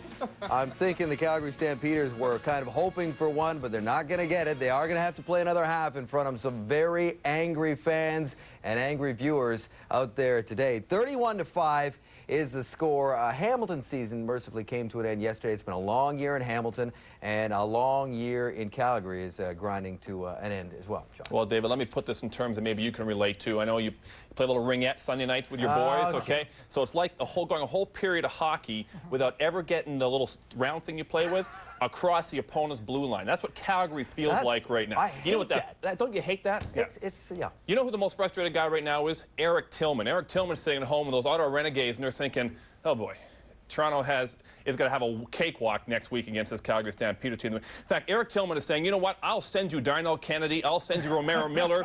Take one of these guys, just win next week for me, please, so we have a chance to make in the playoffs. And you know, we don't normally talk about other teams while a football game is going on, but guys, Yeah, but it's the what's truth. going on with these guys? And on the exact opposite, how about the Toronto Argonauts? I mean, if I'm Mike Clements, I'm like, yum, yum. You're playing Calgary that has 15 yards passing of offense. You're playing a Calgary team that has a quarterback in Marcus Crandall that's playing on one leg. I mean, this is great for Saskatchewan. They have great balance in terms of runs and passes. They're on pace to run 78 plays today. And that thing about Paul McCallum, I mean, that's how bad it gets. When your kicker's talking trash to the punt returner, you know you're being dominated, and that's almost insulting to the Calgary Stampeders. I've never seen that, Matt. I don't know if you've seen that. Chelsea, Kicker getting that close talking trash, Sooner man. called you out. They did, You man. guys were exactly right. He's back and going, oh, look at that. Can't believe that's happening. I wanted to go off on Calgary, but I'm going to bite my tongue, and I'm going to take the high road and concentrate on a young man, Kai Ellis, number 99, University of Washington. He's right here on your screen, okay? He's second man in from the top. Watch him run down Nealon Green, who's been clocked under 4.5 in the 40. There he is. Now he gets on his horse. He's got to go get him, and he does. I like what I see from this defensive line from the Calgary Stampeders. They haven't been playing very well tonight, haven't been very effective, but Antoine Young, Sheldon Napastuck, Joe Fleming, Demetrius Maxey, and this young kid, Kai Ellis, they've got a lot of talent up there, and Kai showed it right there. The Saskatchewan Roughriders are showing us a lot, and they're getting done what they need to get done. They got to win the last 2 games on the road if they want a chance at hosting a playoff game, and they're 1 half away from taking the first one.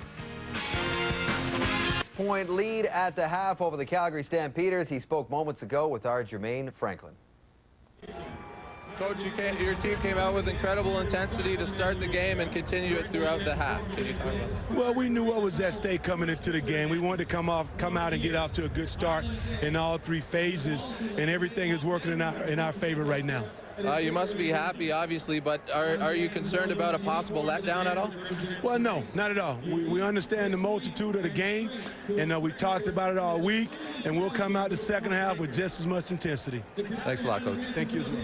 And hopefully Coach Barrett's feeling all right there. He's lost his voice, but he's certainly got everything going on the field. They've got 1 more win than they had all of last season. They need 2 more for that home playoff date, guys. Well, for Coach Barrett now, it's easy in the halftime, right? In the locker room with the boys. I mean, he's got an easy job right now. Just don't get get overconfident and keep working on the system and execute. But let me ask you guys, I mean, Matty, if you're Coach Barker, what do you say to these guys right now? I mean, they're playing absolutely terrible in front of home fans that are some of the best fans in the country. What do you say to these guys to make them play better? I call it like I see it, Chuck. I don't mince words. I tell them to their face that, look, you're a professional athlete. Go out there and play like one. That's the most pathetic performance I've seen in the Canadian Football League since I've been here. That's what if I'm Jim Barker, that's what I'm saying to this football team, challenging them to go out there and pick it up, because it is embarrassing, Chris. Yes, and they're trying to build for the future, save some season ticket holders, and it's not happening. You know, it's really a funny thing because there's a couple ways to motivate. One is to try to pull players towards you and plead and try to be Mr. Nice Guy. But there does come a time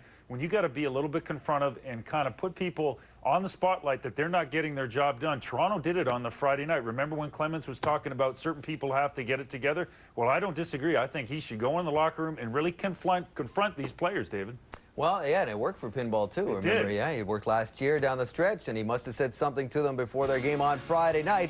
As for Saskatchewan, 3 touchdowns in the first half, and where's one of them by Corey Holmes?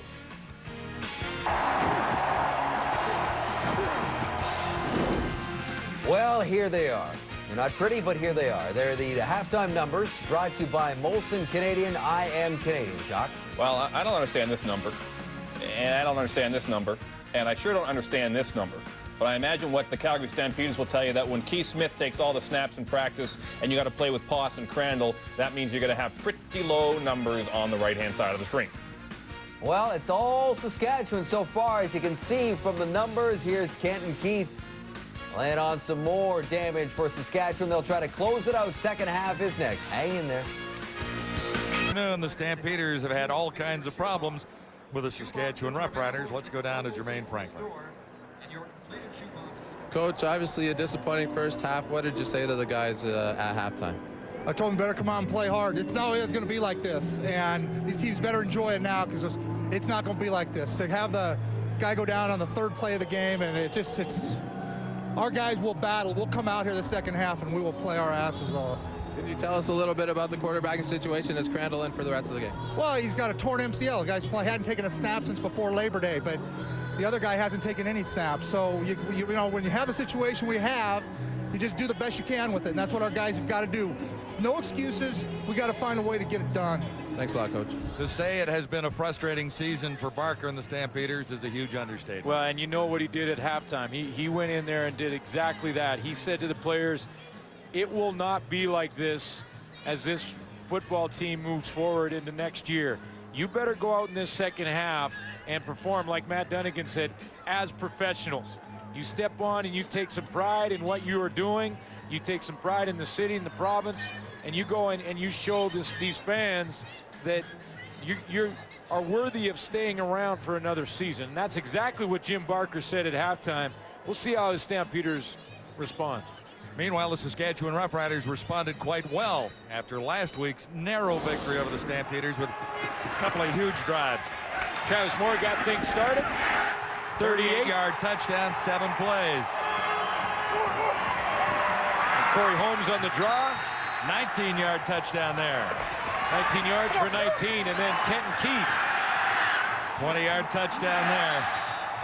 Offensively, the Roughriders looked sharp, and defensively, the Stampeders were held in check by that Saskatchewan front four most of the way. Very few first downs allowed.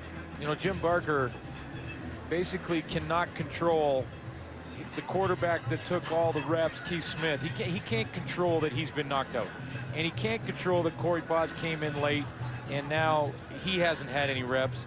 And he can't control the Marcus Crandall injury situation and him not taking reps in practice. But what he can control and what he's appealing to his players is you can control your intensity. Those guys don't play on defense, and you're not playing well on defense. Those guys don't play on special teams, and you're not playing well there. You can control that. Well, the emotional battle has definitely been won by Saskatchewan without question. Hands down. Riders have something on the line. The Calgary Stampeders as a team do not. With the playoffs passing away from Calgary last week. Second half is underway, and Corey Holmes Stopped by Joey Bose and Nealon Green. Had a pretty good first half with a touchdown on his opening drive and a field goal on his second. He was on fire in that opening drive with 7 plays. And then when he had those 2 punts, he sort of lost some confidence. That's when Marcel Belfait changed things up, threw in some high percentage passes. He put together an 8-play drive for a touchdown, and it looks pretty good since then. So the Roughriders' first possession, second half, just inside the Saskatchewan 35. Riders on top, 31-5 on the Calgary Stampeders. Nealon Green, quick release, and that one is batted up in the air. Intercepted for a moment, and then it's sprung loose again. Well, Bose had an opportunity to hang on to that, and he'll remember this game for a while, I'm thinking. Number 23 in white. Travis Moore one more time, and I don't think Travis Moore did this one on purpose. There's Joey Bose, number 23, in the middle of your screen. This ball's going to be batted up in the air. He comes down, thinks he has an interception. Well, Moore did see him. Travis Moore did see him. He lowered the shoulder one more time. I mean, Travis Moore has got the number of 2-3 today. Oh. Put the shoulder into the Calgary safety. Nealon Green on second down. Running for his life. Not quite on the far side. That's Nickerson. Joey Bose must be just saying to Travis Moore, what did I do to you? Oh, man. Well, you saw a little bit more jump, though, from the Calgary defense to create this play. Good rush off the edge by Joe Fleming. And then Bose had the interception until Travis Moore separated the football from 2-3. And you're right about it. At the line of scrimmage, it was batted up, not batted down. The interception was there for Bose. He couldn't hang on after the hit from Travis Moore. So McCallum with the wind at his back. Inside his 20, too deep for Calgary at the Stampeder 20. McGarity bobbles it, and it trickles out of bounds and around the 12. It's been that kind of a day for the Calgary Stampeders. That breeze has picked up a little bit, hasn't it? It's a stiffer wind than it looks. And it's swirling a little bit. Stampeders begin this drive at the 20-yard line. Quick release from Crandall. McDonald made the catch, and he'll have a first down. His first reception today. Well, we've seen, first of all, the 2-and-out from the Calgary defense, and now we've seen a little bit more focus from the Calgary offense. Remember Saladin McCullough not picking up the blitz in the first half on Jackie Mitchell. This time, Darnell Edwards off the edge, and Saladin McCullough right there to pick up the blitz, and so Marcus Crandall can complete that pass to Darnell McDonald. And Darnell McDonald goes over 1,000 yards on the season with that reception for a Calgary first down. Coming into the game, 9:93. McCullough had a big run in the first half, and this guy will make you forget all about Lawrence Phillips one of these days, and it might even be today. I think when you talk about the Jim Barker speech at halftime, I think both sides of the football right now are trying to say point taken, Coach Barker, because both have come out with a little more sense of urgency, a little more sense of purpose to their game. Good hole at the point of attack. Jamie Crysdale with a nice block from the center position, and then Saladin McCullough does the rest in the open field. And he makes up most of the yardage himself for a 21-yard gain after getting that block from Crysdale. McCullough coming into the game with 448 yards. 15 carries for 103 yards last week in a losing cause. First down, Stampeders. McCullough again. Right side this time, and it's jammed up. Nate Davis and Shante Peoples patrol over there. There's his 1,000 yards, 67 catches, added 4 touchdowns, and he has been in and out of the lineup due to injury. So very good season for Darnell McDonald. Easily the Stampeders' leading receiver. Yeah, and you know, when you consider him, and they lost Albert Connell early in the year. Albert Connell really could have helped this receiving core. They've lost Wayne McGarity at times this season. You put them all together, and it looks pretty impressive. The key is at quarterback. Marcus Crandall. A little high that time, and that one floated Jackie Mitchell got one hand on it, but really didn't have an opportunity for an interception for Saskatchewan. Yeah, and you heard Jim Barker talk about Marcus Crandall. He's playing on an MCL injury, hasn't taken a rep in practice since around Labor Day, and you could see the rust. He can't step up strong in the pocket. He can't put on the football what he wants. It's just not there right now for Marcus Crandall. He knows it, and that's a difficult situation to put Marcus Crandall in, but they're really faced with no options. Duncan O'Mahony, Corey Holmes. O'Mahony standing back at the Stampeder 38. Had one block, no problem this time. Not deep into the wind. Holmes will draw the flags near the 30-yard line. A 30-yard punt. It's Nealon's turn when we come back. Mission this morning. See, they could have done the defensive, and then the George White could have been the other guy, right? The outstanding guy, one way or the other. Yeah. Joe Fleming leads the Calgary Stampeders with sacks on the season. He has 10. More than 56,000 pounds of food has been donated to food banks in CFL cities as a result of the Purolator Tackles Hunger program in 2003. And there's more to come with every CFL sack. Alouettes lead the way. Stampeders are tied for second with 41. First down, Saskatchewan. Tough running inside for Corey Holmes. And one guy that will take a halftime speech like Jim Barker delivered here to heart will be Joe Fleming. He was one of the guys that have spoken up this week and talked about the future of the franchise and said that if Jim Barker is there and he gets control of the personnel, then I'll be back, and I'll be back to lead this defense. And there's one guy that you can hook your cart to. That's a horse that you want to hook your cart to. He is the Stampeders' nomination for the outstanding player and the top defensive player in 2003, Joe Fleming. Corey Holmes makes the catch sliding out of the backfield on second down. And Kelly Malvo was over to make the tackle. Where's the spot?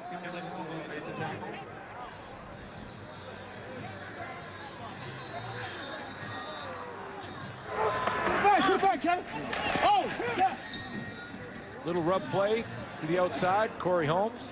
Close enough to measure, Glenn. They like to use Corey Holmes more on passing downs when they put Corey Holmes in different positions and play him almost like Mike Clements used to play or an Archie Amerson used to be in Hamilton. More of a utility type back that can catch the ball well out of the backfield, and you can put him in a receiver position. You can move him around and even make him a wideout if you have to. And then when they want to go in running downs, that's when Kenton Keith will come in the game.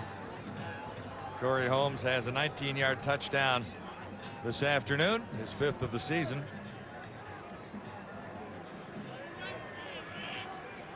And as you saw, it was enough for a first down for Saskatchewan, just shy of the 45. Green was thinking run all the way, and look at it open up for the Saskatchewan quarterback. The double pump. The double pump. We've seen that a time or two today. Yeah, well, that's the double buy shot right there because of the good run. Most of the time, defensively, if you shut down that kind of play at the point of attack here, there's no play for the quarterback unless your quarterback is Nealon Green and he is basically a running back at the quarterback position, because there's not many in the league, folks, that can make that cut from the quarterback spot, head down the field and pick up yards like Nealon Green can. The Roughriders lead the CFL in rushing yards per game, averaging 148. A 20-yard pickup for Green. Throwing on the run this time.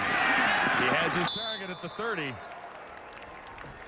Kevin Nickerson making the catch. Technically speaking, that's almost a perfect throw for Nealon Green, because as he's rolling out, he gets his shoulders around. This is a tough throw to make because Green is trying to roll this way, but he gets enough depth to get his shoulders square to the line of scrimmage so he can put something on that throw. Watch out, little play action. Now see how he rolls his shoulders all the way around so he can cock that arm back and then just put some heat on it to get it to Nickerson down the field.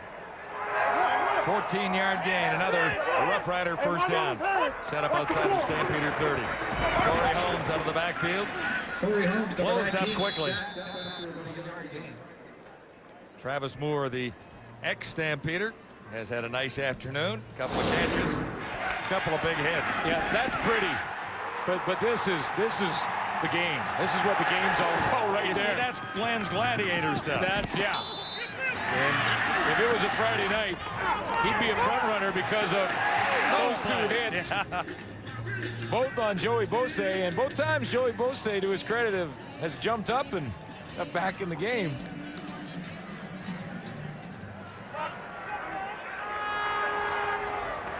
Second and 8, Saskatchewan. At the Stampeder 30. Green can't find a target. Now he spots Nickerson, who had to turn around, and Green missed him by about 6 yards. Nealon Green wanted to go to Travis Moore right as we were talking about Moore, because Moore was going to go here, out, and then up down the sideline. The old wheel, the old out and up. Kelly Malvo played it perfectly. He just sat back. Watch number 3 is going to drop into the deep zone. Now he sits back. He's got Travis Moore man-to-man there. See how he just hangs back and hangs off Moore? That's why Nealon Green had to scramble out of there, go back the other way. Paul McCallum has had a perfect afternoon so far. 3 for 3, a couple of long ones, 48 and 52. Paul McCallum now trying a 37-yard field goal. This will be from 37 yards away. The breeze, and McCallum's back. He's 4 for 4. It is good.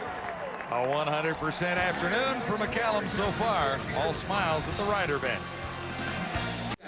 Stacy to the game. Riders have put the points on the board, but the defense has played well for Saskatchewan too. McCullough for the Stampeders broke 1.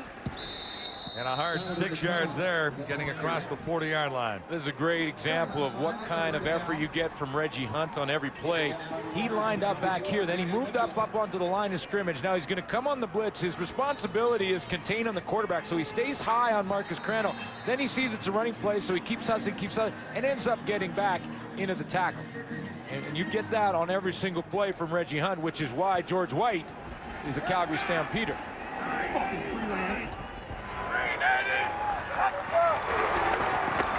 Second and 5. See, and there's another one that's thrown to the outside, and Mike Juhas, he looks up, and guess who he sees? Omar Morgan. And the hunter, Reggie Hunt. See, because this time we saw him on the blitz, he has contained. This time Reggie Hunt, who lines up here, now he drops and he flies to the outside in coverage. And guess what? He's right around the football. He has a nose for the football. He's out there to help Omar Morgan on the tackle to make sure if Morgan misses him, Reggie Hunt is there to clean him up.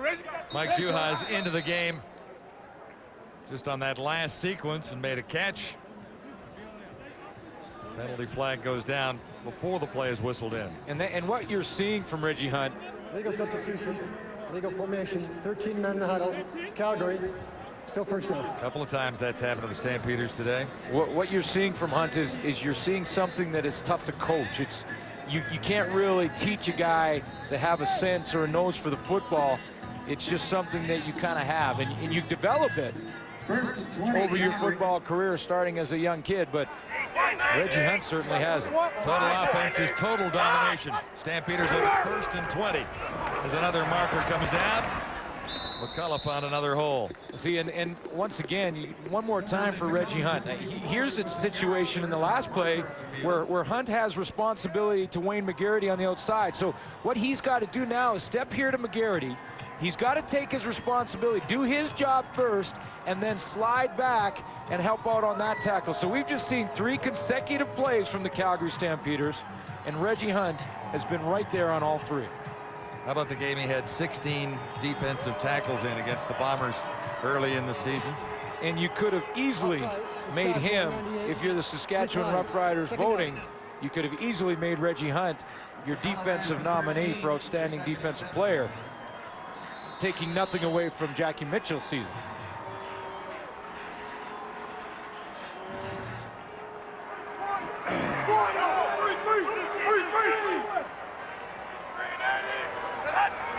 Second down, Stampeders.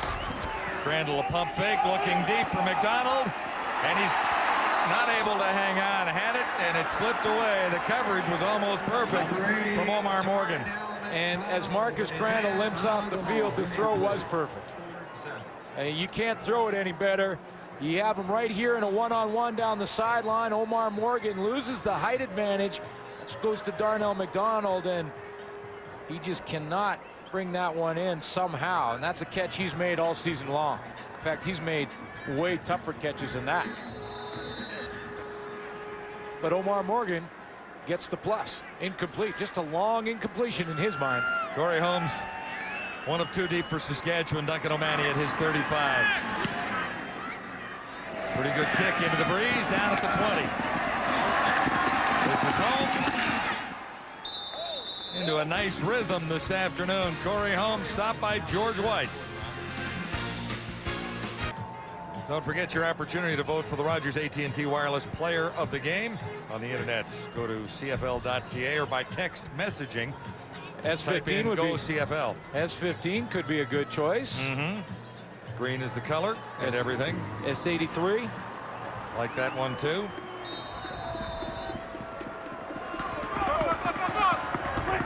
Another Saskatchewan drive begins here. At the Roughrider 30. Nealon Green has looked cool under whatever pressure the Stampeders have mustered. Got it away to the far side, and better left uncaught over there. Better tipped out of bounds by Kevin Nickerson. Yeah, I'm going to throw another wrinkle into that vote for player of the game. How about coach of the game? Can't do that. You see, you've got text messaging. There's no number there. Well, he's number 1 in the minds of the Saskatchewan Roughriders and their fans right now. Then all of a sudden you go S1 and you got McCallum. Right? You can't do that. How about SOC? SOC. Saskatchewan offensive coordinator. You with me? Along. Yeah, I got you. Smell what I cook? What I cook over here sometimes? Got you. 2nd and 10, Saskatchewan. Green saw an opening. Little quarterback draw for Nealon Green. Another first down. Last time he carried for 20.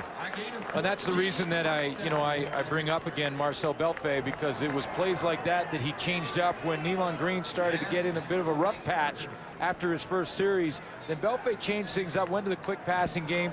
I'm sure he told Nealon Green to run with the football a little bit more and threw in plays like this. Interesting call here, Glenn. Number 15.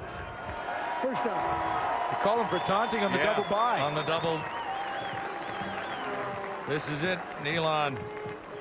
Well, I'm not sure about this. I mean, you are allowed to celebrate in the Canadian Football League. Nealon Green's been doing it all game. I'm not sure why they'd call it now unless he did it deliberately at a player. Well, if he pointed at a player after making his 15-yard gain.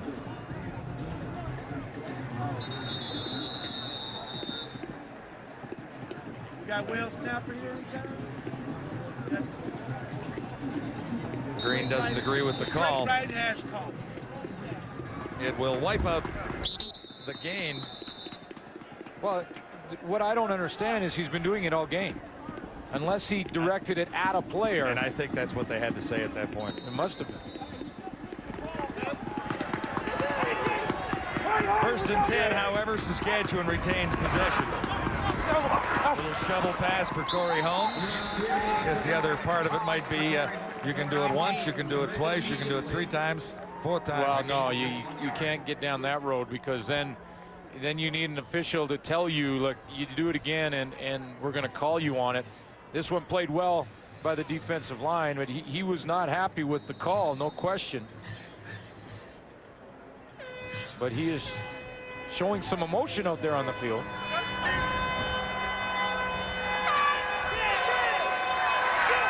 Second and 9. Green stands in, and he'll get a first down on a strike at the 45. Corey Grant has made a couple of catches today. Danny Derricott made the tackle. That's the 3rd for Corey Grant. You know, it's all about positioning and how the receiver, you see Danny Derricott right there, he wants to take away the inside. Bose has to drop deep. Corey Grant is going to get that inside position. You see how he gave it up?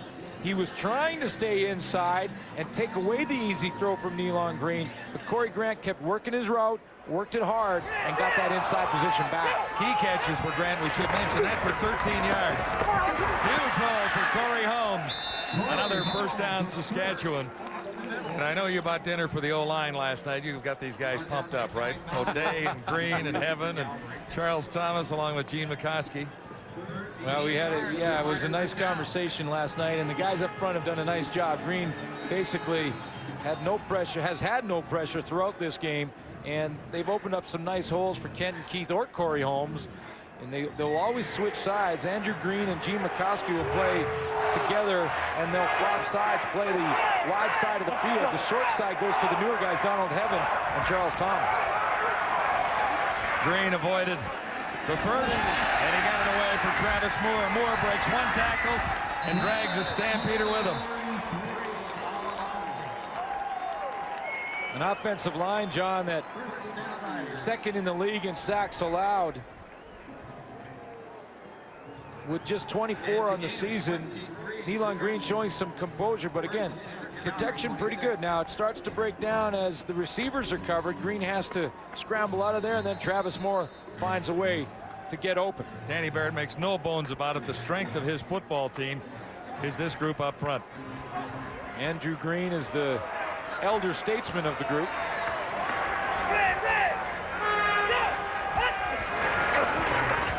First down again, Green, wide open target. And that took off a little bit. Kevin Nickerson was the intended receiver. And John, Andrew Green, boy, did he have to come from a long way to get back to playing. There's a lot of people that didn't think Andrew Green was going to be able to get back in the lineup. He had a neck injury last year, and that's for an offensive lineman, that's a key part of your body. If you have a neck injury, you know, you have to be careful, because you're talking about not just the game, your future, and you know, whether you'll be able to walk again.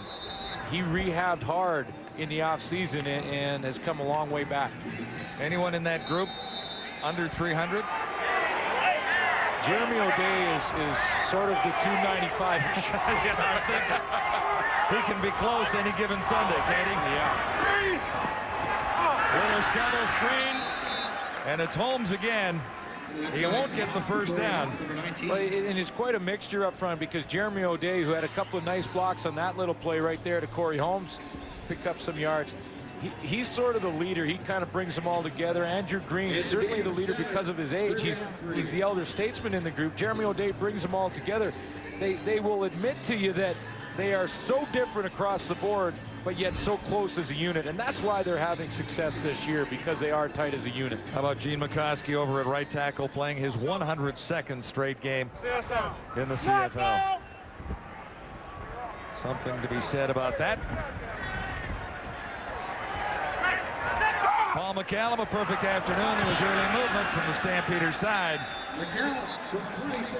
McCallum put it through, and he's now 5 for 5. 3rd and 4 is that first pound. Is that a first down, Saskatchewan? Yeah, the offense is coming back on the field on the early movement from the Stampeder Calgary, side. 26, first down. They did the old shift down. That's one of the oldest in the book. That's where Maxwell Smart says, felt for that twice this week. That's the old one, because they snap down in the line. The offside comes from the top here, and see how the line just they start out in what's called a 2-point stance, because your 2 points are both your feet, and then they have their arms on their knees, and then they snap down, put the hand down, make it a 3-point stance, and you just got to hold on if you're on defense. Calgary couldn't do it. Riders were upset about the number of penalties they took last week. Disciplined afternoon so far here today. Zeros on the clock. This will be the last play, 3rd quarter.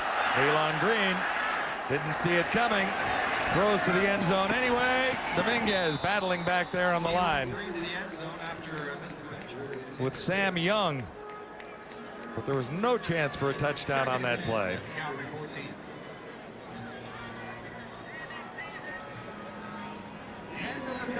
That will be the final play of the quarter, with the Roughriders looking sharp all afternoon.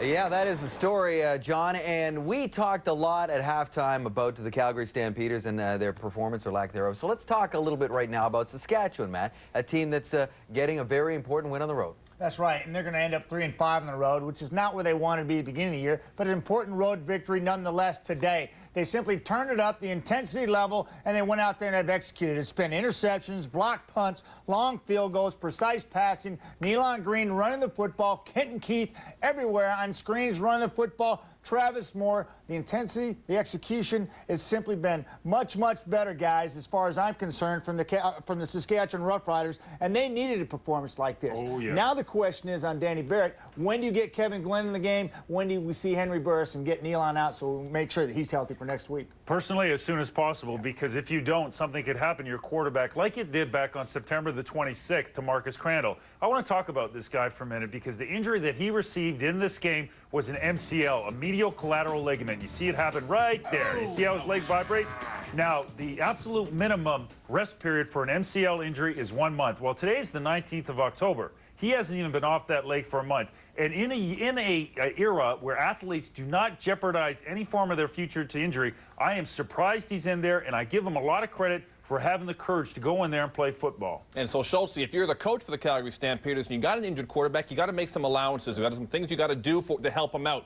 And we're going to have a look at one of Calgary's most successful plays that incorporates that. Now, here's Crandall. Normally, he would hand off to Saladin and bootleg to the left and freeze Reggie Hunt, who's on the edge. But he can't move. He can't run. You can't bootleg when you have no legs. So what's he do? You run the wide receiver in the back. Okay, so now everyone's going to be up front, reaching, and stretching the cut back wide open. And Reggie Hunt was frozen by the slot back coming around the edge, and that helped out a limpy Marcus Crandall. And so credit to the coaching staff for finding ways around that problem. Barring any wild turn of events, Rider fans are already thinking ahead to next Saturday night in that big game against the BC Lions in Vancouver.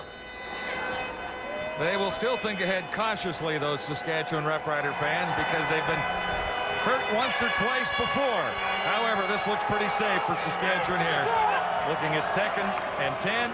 Nealon Green down to the 5-yard line. Matt Dominguez might even have the first down on the catch there, but he's awfully close. Sam Young made the tackle. You take a look at the numbers after 3 quarters. The Saskatchewan Roughriders, you see the dominance, and maybe the time of possession is where it really stands out. Calgary with 14 minutes and Saskatchewan basically the length of a sitcom. You got it there. Riders are short, half a yard. Half a yard shy. 5 catches for Dominguez, 44 yards. He came into the game with 61 for 903. I'm sure that they will go ahead and go for this. Danny Barrett has elected to go on 3rd and 1 twice already in this game. And then you've got your choice one more time between Chris Zarka, who could realistically break it if he gets a seam. But the downside is you have to give him the ball 2 yards behind the line of scrimmage, or you go with the sneak. I think in this case, he'll go with Nealon Green. Well, on previous sneaks, it's been 1 and 1, right? Zarka with 1, Green with 1. I'm going with Zarka this time. All right. Get your nickel down. Pay up, partner. Okay, here you go. For the first down, Nealon Green. You know, just to finish up with that story of the offensive line, you mentioned I took him out for dinner. We were talking about the Grey Cup and the playoff runs, and big Andrew Green. He orders the big steak, right? And Andrew Green, he wants as big a piece of meat on that thing as he can get. So they do a special order for him. He gets some peppercorn, and then he looks over to Makowski and he says, you know, I'm not sure if this baby's going to be enough. And Makowski, he says, well, you know, Glenn's buying. I should say TSN's buying. and why don't you know, see if you can order another one? He's no. So I said, go ahead. You know, if you're that hungry, go ahead. So he said, well, what I'll do is I'll get one to go. And then Jeremy O'Day, he jumps in and he goes, you know what he does? He puts that steak under his pillow and eats it at about midnight. I was like, only the offensive line would have that kind of fun. Well, they're well fed and they're fired up here today. First down, Nealon Green, the end zone toss. Not quite. Dominguez thought he might have had it for a split second, but the coverage was a little too tight. Kelly Malvo was with him. Yeah, and that's good effort from Kelly Malvo, because, you know, you could easily fold your tent if you're a lot of those Calgary Stampeders. He battled in this case, and that's, I think, what Jim Barker was saying. No matter where you are in the field, no matter where in the game, keep battling. Dominguez had that in his hands, and Kelly Malvo didn't quit on the football play, and he came up with a knockdown. It was in his hands. Whether or not he would have come down in bounds is the other part of the story, but he didn't hang on, so it'll be 2nd and 10. Dominguez actually 2nd and goal from the 4. Dominguez kind of limps off the field there. Must have happened as he hit the turf in the back of the end zone.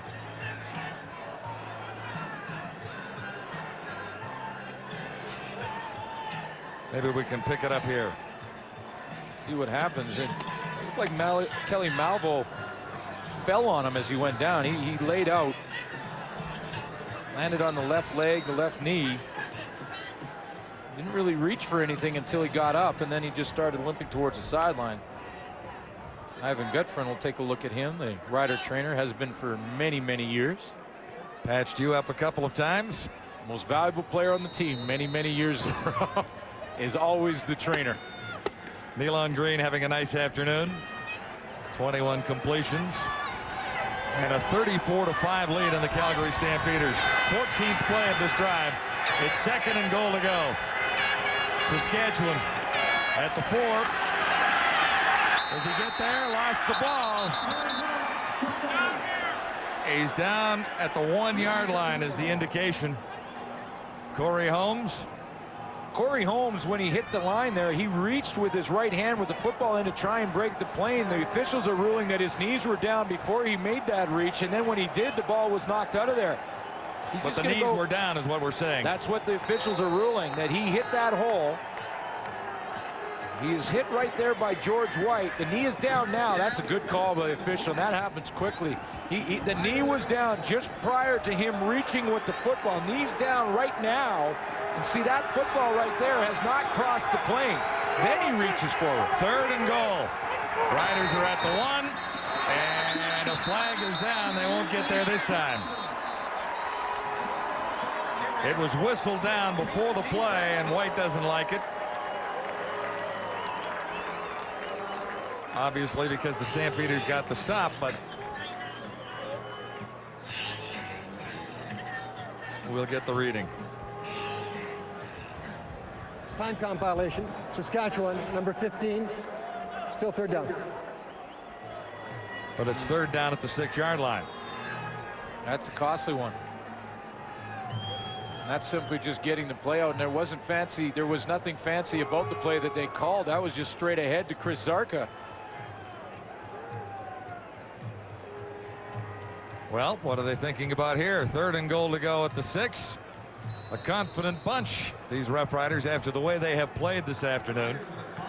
Instead of settling for a field goal, Danny Barrett says, let's go for the end zone one more time. 34-5, Saskatchewan on top. 3rd down, goal to go. Riders at the Stampeders 6. Nealon Green won't get it away. Fleming was there, and he got a little bit of help from Antoine Young. And you know what? When you do something like that, the Stampeder pride has to come through, does it not? It does, and it starts with Joe Fleming. He was the first guy there. You can beat us, don't embarrass us. CFL Live from McMahon in Calgary with the Rough Riders running a roughshod over the Calgary Stampeders on Calgary's last home game of 2003. A lot of Saskatchewan fans in attendance here, hoping the celebration will continue next week with Saskatchewan moving on to BC.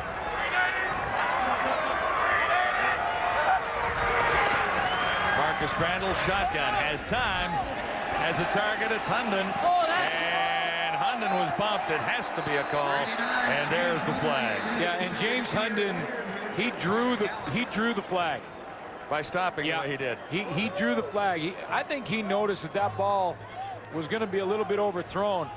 He's coming down the sideline, and watch how he hesitates and will draw the flag from Ladolphus McCalla. See how he stops right there? He almost invites McCalla to come up and hit him. Well, and then he called for the flag. And then he called for it right afterwards. That wouldn't get the referee to make the call, but it was a deserving call, and it goes for a 39-yard gain, Calgary. McCalla was in catch-up mode, so he was just full speed to try and catch up and get back into play, and couldn't put the brakes on in time.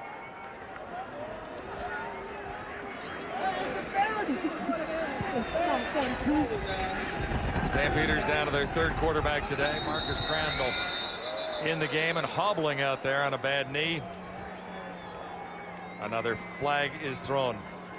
Back to that third down gamble as the Riders look for a touchdown on 3rd and 6. You made it personal for Joe Fleming when you gambled on 3rd and 6 and watched the speed and the quickness off the edge. I mean, he is just in the backfield and around Nealon Green, around Charles Thomas in a hurry. Now, our stats guy David Moyer is giving the credit to the sack to Antoine Young. He got a little of the sizzle there, but it was all steak from Joe Fleming. Fleming puts the hit on, and Antoine Young is there to catch the quarterback. And however, Young will get credit for the sack. His 6th of the season. The pressure is on. There were Riders all around. Whoever might have been the intended receiver there. It looks like it was McCullough.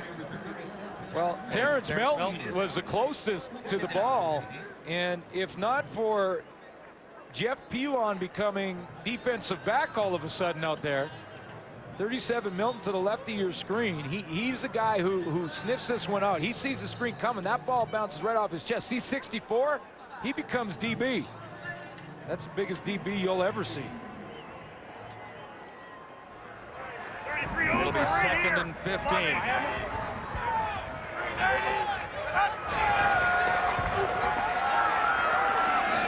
Nice strike. First down, Stampeders out at the 50-yard line as McGarity comes across to make the catch. So showed you a lot of plays recently about what Reggie Hunt does on the field. Jackie Mitchell is the football team's nominee for outstanding defensive player, and one of the reasons is this. He has 7 interceptions. That's Wayne McGarity. Wayne McGarity is a speed guy, a star receiver, can get down the field. Jackie Mitchell is a linebacker. Normally that's a matchup that favors the offense, but not when you play against Jackie Mitchell, because he can cover. He can cover, he can hit, and he makes plays. There was movement, and there's the flag. And there's another one on McCalla covering on the sideline on Kamau Peterson, I should say. I'm not sure what the intended plan was there. Point being, I don't know what the Stampeders had really called. The way that's set up. Looks like it's offside as the penalty. There's been a few of these huddles over the last few games, and the officials are trying to get it right. And what they do is, when there's more than one flag on the field, then they have to find out. Saskatchewan 98 decline. Forward pass interference. Saskatchewan #1. First down. See, they have to add up the penalties, and then they have to get the captains in there and say, okay, here's your choices. You can take the offside, but that will wipe out the pass interference call down the field. And then the captain will say, well, which one gives us the most yards? It's pretty simple for the football player. He just says, how do we move further? How do we move further towards their goal line? And then the officials will explain it to them. Here the Stampeders set up with McCullough. He's got about 4 yards, maybe 5. Stopped at the 35 of Saskatchewan. Into the final 10 minutes now of a long afternoon for the Calgary Stampeders, who haven't made it to the end zone so far. Calgary has had a problem all season long, Glenn, of scoring in the score zone inside the 25. Today they've had a difficult time getting inside the 25. Well, and they haven't made it yet. Difficult time getting a first down in the first half. This will be second down. No one home. And Donnie Blair was the closest Stampeder. There was a mix-up between receiver and quarterback there. You know, it's not worth looking at again. Well, it's not. It's, you know, and I don't even think it's a mix-up. I just think this is Marcus Crandall, and this is a courageous effort. I mean, you heard Chris Schultz tell you that you just don't come back from an MCL in inside of a month, and you shouldn't probably in about a month and a half, maybe even 2 months. And Marcus Crandall can't get the nose of the football to come down. He can't step up in the pocket and put enough on it to bring the nose down to the target. So that's why a couple the ball of is floated just by. sailing. Yeah. 9:31 to go. The president, Mark McLaughlin, missed one, missed two. What does the president say to himself after he's missed two? Another penalty marker is down.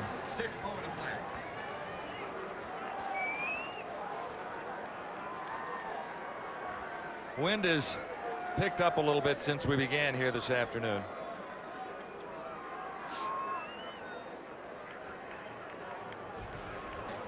They'll call it a missed field goal. The penalty goes against the Stampeders, and we do have a timeout at McMahon. This afternoon, lots of happy heads out there. I like the guy in the middle, though. See, he's going with the different look there. The straighter green hair, yeah. Saskatchewan has changed things up at quarterback.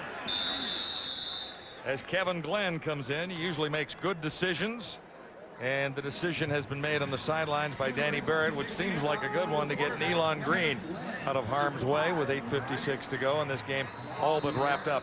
Makes good decisions and was starting when the Riders won a big one a couple of weeks ago against Toronto. And Kevin Glenn came in and played well to snap a 2-game losing streak for the Riders. And I like this decision. Nealon Green's put together a very good day. The Riders have not thrown for over 300 yards in a game, and they're poised to for the first time this year. And a receiver, the coverage was a little too tight on Corey Grant. And 8:29 remaining in the final quarter. Well, this is a great idea by Danny Barrett, just to keep Kevin Glenn in there and keep him sharp. And you never know, you may need him next week and likely need him in the playoffs if something happens. Nothing on the line for the Calgary Stampeders here this afternoon as far as standings are concerned. The Roughriders are keeping hopes alive of finishing second in the CFL West and hosting a playoff game for the first time since 1988. They have to win here today. They have to beat BC, and then they have to hope for the Eskimos to beat Winnipeg in that final game next weekend. So the Riders on to BC after this one, and the Lions will be snarling, I'm sure. So it won't be easy to grab second spot.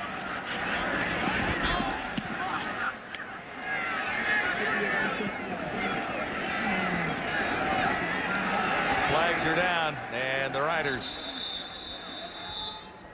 are called for no yards. Timeout at McMahon in Calgary.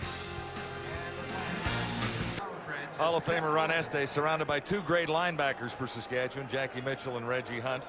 Mentioned Reggie Hunt and what he has to do in every play. This is the punt formation just before we went to break. He has to step in, make that block so the punt can be kicked. Then he has to cover down 35, 40 yards.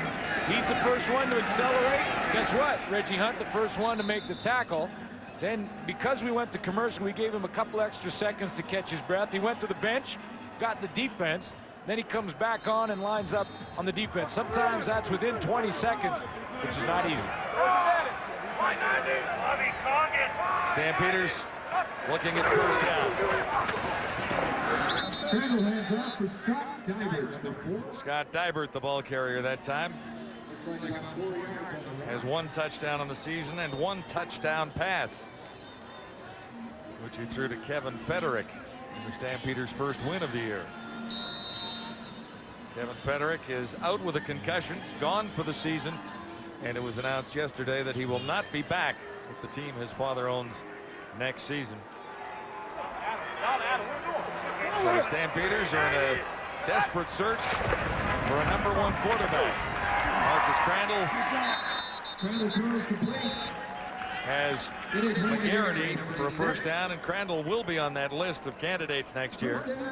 Guess who was covering Wayne McGarity on that play, John? It was our guy Reggie Hunt, and it's been fun to watch him play and ISO him a little bit in this game because we've seen how versatile number 9 really is. I mean, there's coverage on Wayne McGarity. He felt like he ripped the ball out of there. Officials ruled that it was a catch, but that's the versatility from Reggie Hunt. He can cover kicks, stop the run, play coverage. On the shotgun, Dybert again. Scott Dybert, number 4, with the carry. Down to the 45. Well, you know, when you talk about Kevin Federick and what's gone on here in Calgary throughout this season, I thought it was a classy move by a young quarterback who, this has been a difficult situation for Kevin Federick. I mean, no question about it. I mean, it's been difficult on the team, but it's been difficult on Federick too, who just wanted a chance to play. He wanted a chance to play, and he's played with a lot of heart and a lot of grit. And I think most of the people around the league have recognized his. Crandall is lucky to get that one back on he the couldn't exchange. move to it, but Shante Peoples has it. And you could see Crandall limping there. He couldn't get down. He couldn't get to the football. But just to wrap up that point, there was a lot of class for Federick to step in and say, you know what, let me move on. Enough's enough. Yeah. He'll take a look at football opportunities in the Arena League or NFL Europe for next season. Yeah, look, watch Crandall. Again, a courageous effort for Marcus Crandall. He just cannot move and drive to that football, and he got up limping after that one. And even though Corey Paz hasn't taken very many reps, if any, you know, it's almost time to get Marcus Crandall out of there before he seriously it's an unwinnable game. Yeah, before he seriously injures himself. Riders on the turnover with about 6 yards. Dominguez making another catch. He was looking to go over 1,000 this afternoon, and he might be coming a little bit closer now. 61 catches, 903 yards coming in. Obviously, he is a little closer with 5 yards there, but he has 48 on the afternoon.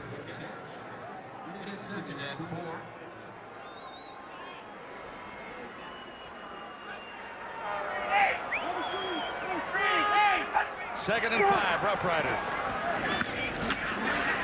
And the strike will go for another first down. Dominguez. Another 5. Talked a little bit about the Saskatchewan Roughriders, their nominees for Outstanding Player Awards this season. We mentioned Travis Moore, the great start to this game he had. There's Chris Zarka. I want to put in that third category, honorable mention to this guy.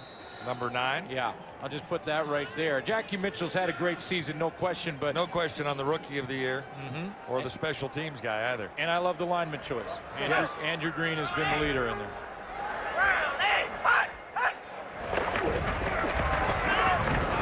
You know, and the offensive line, John, is always the toughest probably to pick, because it's one of those positions that you don't measure very often with stats. Now, you can say sacks allowed, and the Riders rank second in that category. Coming into this one, they only given up 24.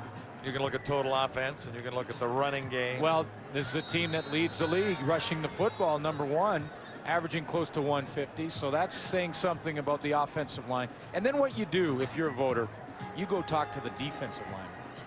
What are they thinking?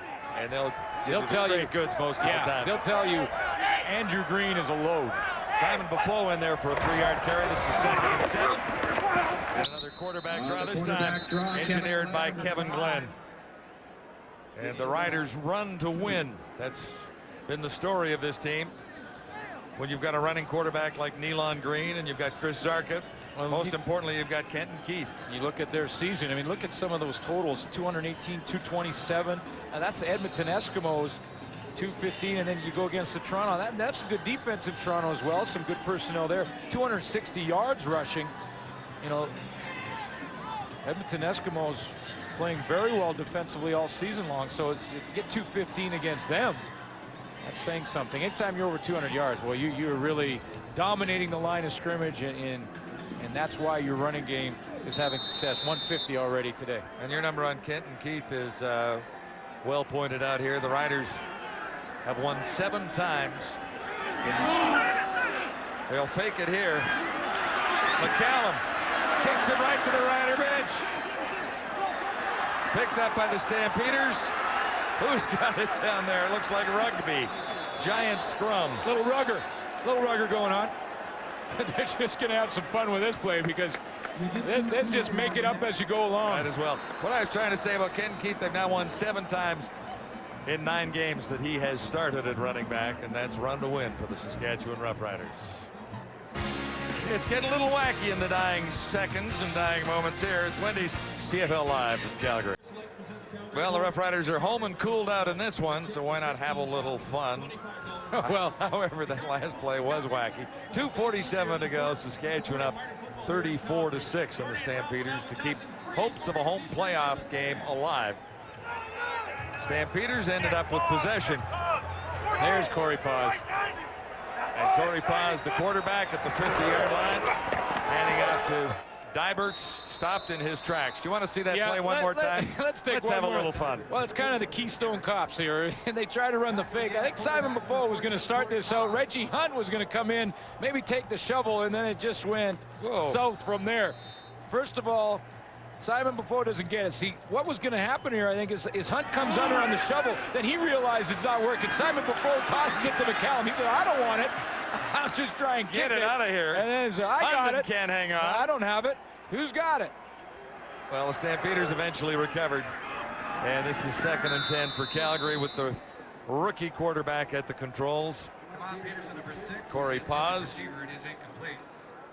That's just one of those ones that it looks real nice in practice when you're out there and you try, you run it 5 or 6 times, and then you go in the game and the speed's a little different, and the guys that haven't handled the ball much, like Simon Buffo, they're not really ready to take that snap, and then it all just falls apart from there. And wow. Kicked it around a little bit on that one, didn't they? And they certainly did. 2:13 remaining.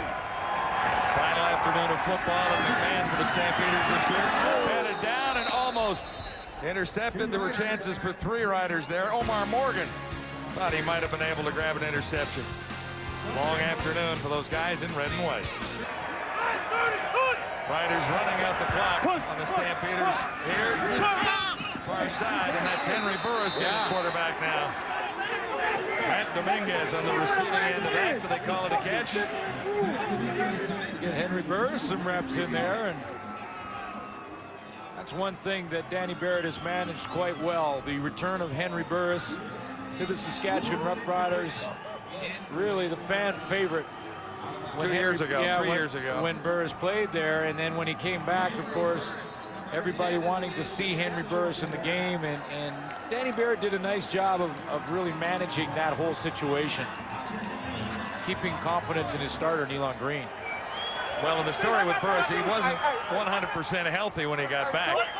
Talked to him last night. He says he's ready to go and waiting for the opportunity. Here it is, the dying moments here. Burris missed again. Looking for Tebow. Patrick Tebow is into the game, too. Following Wendy's CFL Live, the NHL on TSN, Minnesota at Dallas in this one tonight. Join us for that right after we're wrapped up here at McMahon in Calgary. Looks like Mike Modano. Mike Modano, huh? You didn't think I knew that, did you? You're hot. You looked at me like, whoa, hey, hockey guy.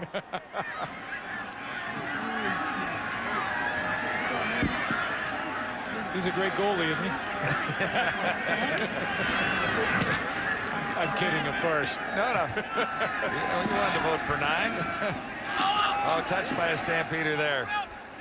Off a heel, and let's get to the game story. Enough of that hockey talk from Suter. Brought to you by Sport Check, Canada's largest sporting goods retailer. Stampeders used 3 different quarterbacks, and it happened in a heartbeat. All in the first 6 minutes of the game. Nealon Green has been effective running and passing. Yeah, you look at the difference in offensive yards. I mean, that tells the story right there. 400 plus for Saskatchewan. The game story brought to you by Sport Check, the best and the best value. Long season. One more game to run for Jim Barker and the Calgary Stampeders in Toronto next Friday night against the Argonauts, who still are trying to lock up a playoff spot.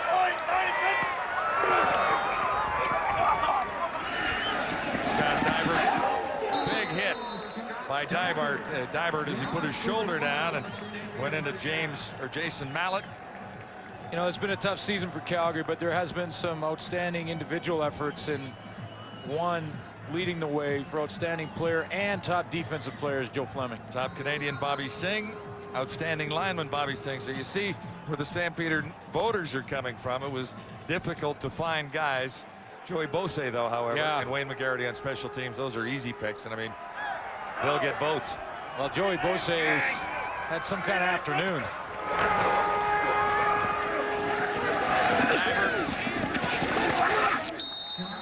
With a minute 20 on the clock here at McMahon.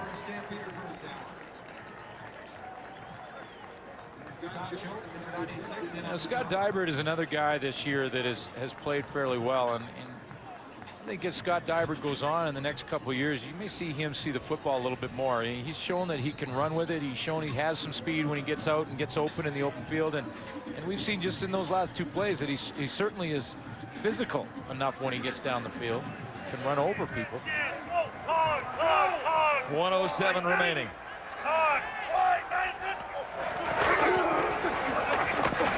Scott Dybert, again, looking ahead to Wendy's Friday Night Football, our final edition for 2003. As mentioned, Stampeders at Toronto.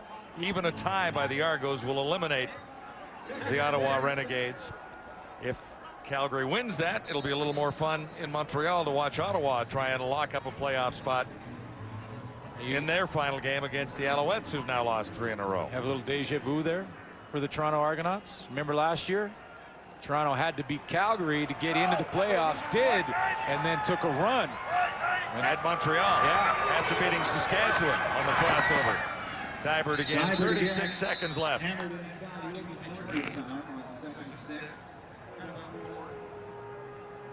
Well, the Roughriders, if they can beat the BC Lions next week, then they have to cheer for the Eskimos in Edmonton's final game against Winnipeg. But what a year if they can somehow work it out to get there.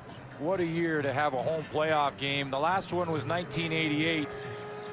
I happened to be playing in that one, and it was against Matt Dunnigan, and they kicked our tails. I remember that. And that's a long time ago. And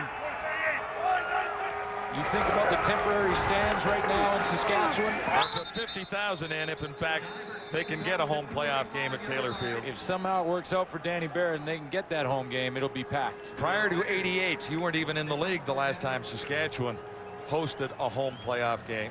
Prior to 1988, do you know the year? It was in the 70s. I'm going to say Lancaster was the quarterback. Okay. Give me another hint. I'd like to. Can I call a friend? I can't call a friend. You can't call a friend. And anyway, you were just a pup then too. 1976, Lancaster at the controls. Okay. Riders were at home in the playoffs. I was about to poll the audience.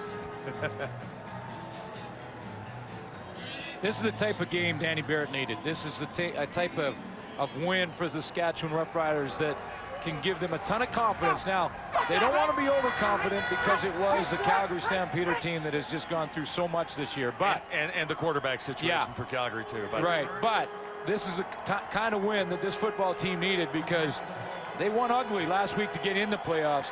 They won big here tonight. No question, they were the dominant, or this afternoon, the dominant team all afternoon. So Rider hopes for a home playoff game will remain alive. Still a long way for Saskatchewan to go to host the Western semifinal, but they were clearly the dominant team at McMahon Stadium this afternoon.